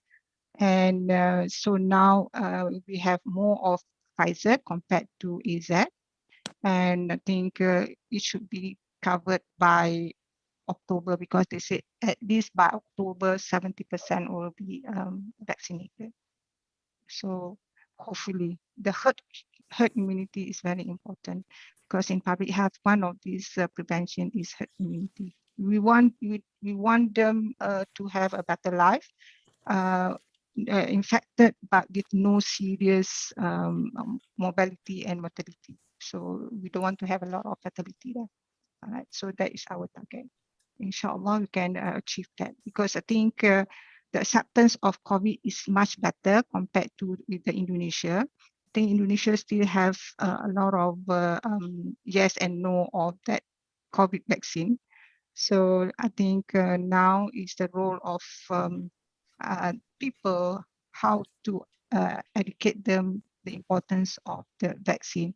Just to say that vaccine is not everything, even though some people say even they have that vaccine, but they've also been impacted by the virus. But the thing is that if they are impacted, they will not getting all those worse complication. So that is the reason why we want them to have a good vaccination. Again, as you said, communication, clear communication and very convenient communication. All right. Yes, I agree with Professor Farida that we need to reach herd immunity as soon as possible by getting vaccinated for all of the community. And please answer to Dr. Ines. Yeah, I think it's the same. So in Australia, it's also been a bit slow at the beginning, and like everywhere, we could, the constraint is always the supply, right? There's a bottleneck of, which is usually at the supply end. In the last few months, I think it's ramped up. We use at the moment only 2 vaccines here, the Pfizer and the AstraZeneca, and the Australian government secured production of the AstraZeneca by a local manufacturer here in Melbourne. CSL is making AstraZeneca for Australia. But AstraZeneca is actually only making up a very small percentage of the doses that are given in Australia because ATAGI has limited the AstraZeneca to a certain age group. So we are still very much reliant on Pfizer, and therefore we are reliant on how much we get. So as compared with other OECD countries, Australia is actually doing very badly. And despite the fact that last year the government was saying that we would be at the front of the line, but as an OECD country, we are in fact at the back of the line, which is why suppressing the virus is, trying to contain it is still very important. So we only have, as I said, 13% fully vaccinated and a third that are just 1 vaccine. And unfortunately, we still find healthcare workers that are not vaccinated, and we still find elderly people that are not vaccinated, and especially it's been visible in the current wave, where disproportionately the people that have ended up in hospital and in ICU have been elderly people that have not been vaccinated, despite the fact that the vaccine they were in the priority groups, like everywhere else. The elderly were in the priority groups, but in July we still find people that are unvaccinated. So again, there needs to be better communication, and I think it needs to be better communication in the cultural groups now. It's not just the general communication. We need better communication down at very specific cultural groups. Yes, I agree with Dr. Ines said that a lot of elderly, especially in Indonesia, still have not get vaccine because of their beliefs, and they're prefer to believe that vaccines is not the important thing to do, despite of the COVID-19 pandemic. So, but I think that all of the countries really wanted to have herd immunity as soon as possible. All right, I think that's the end of our question and answer session. And I would like to send gratitude to all the participants who already give so many questions, but we apologize we cannot discuss any further due to the limited time. And now we have reached at the end of our webinar, and allow me to conclude the webinar of this webinar. As explained by the speakers, we need to strengthen and invest our medical research and manufacturing capacity, and also the government should collaborate with academicians and scientists to expand knowledge related to handling the COVID-19 pandemic. However, once again, COVID-19 is not only the responsibility of the government, but also the behavior of community greatly affects the decline of COVID-19 cases by always implementing strict health protocols. And now we have reached at the end of international webinar hosted by Stikes Alifah Padang, which is also the last webinar held this year by Stikes Alifah Padang. And I would like to pay my deep respects to all of the prominent speakers, Professor Betia Winciu and Professor Farida Muhammad Said, and also Dr. Ines Atmosukarto, and also webinar participants, whether in Zoom or in YouTube live streaming, for the invaluable presence and also insightful discussions on the topic, the world strategy against COVID-19, best practice from other countries. Now I pass the session to MC Bu Dian. thank you and have a nice day. Wassalamualaikum warahmatullahi wabarakatuh. Waalaikumsalam. Waalaikumsalam warahmatullahi wabarakatuh. Waalaikumsalam warahmatullahi Terima wabarakatuh. kasih. Terima kasih Bu. Thank you. Nice to meet you. Thank you. Alright, thank you to Bahasa Miss Febri Indonesia. Hadini MK.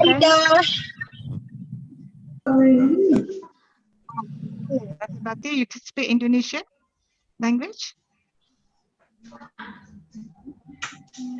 Alright. Thank you, Ms. Febri Hanimi MKM. We also thank you so much to our speakers who have delivered very good material and information about policies in various countries, especially in Australia, Taiwan, and Malaysia, in dealing with the COVID-19 pandemic. And we all hope this pandemic will end as soon and as fast as possible. Amen. All right. Dear participants, the third series of international webinar events of Alifah Health Science College about World Strategy Against COVID-19 have been completed. We'd like to thank you for your participation in today's webinar. Hopefully, this event will also be a gathering place to share all the knowledge and experience for all of us. All the committee would like to apologize if there are errors and shortcomings during the event. See you again in the next webinar series from Alifah Health Science College. Have a good day, everyone. Stay healthy. And wabillahi taufiq wa hidayah. Assalamualaikum warahmatullahi wabarakatuh.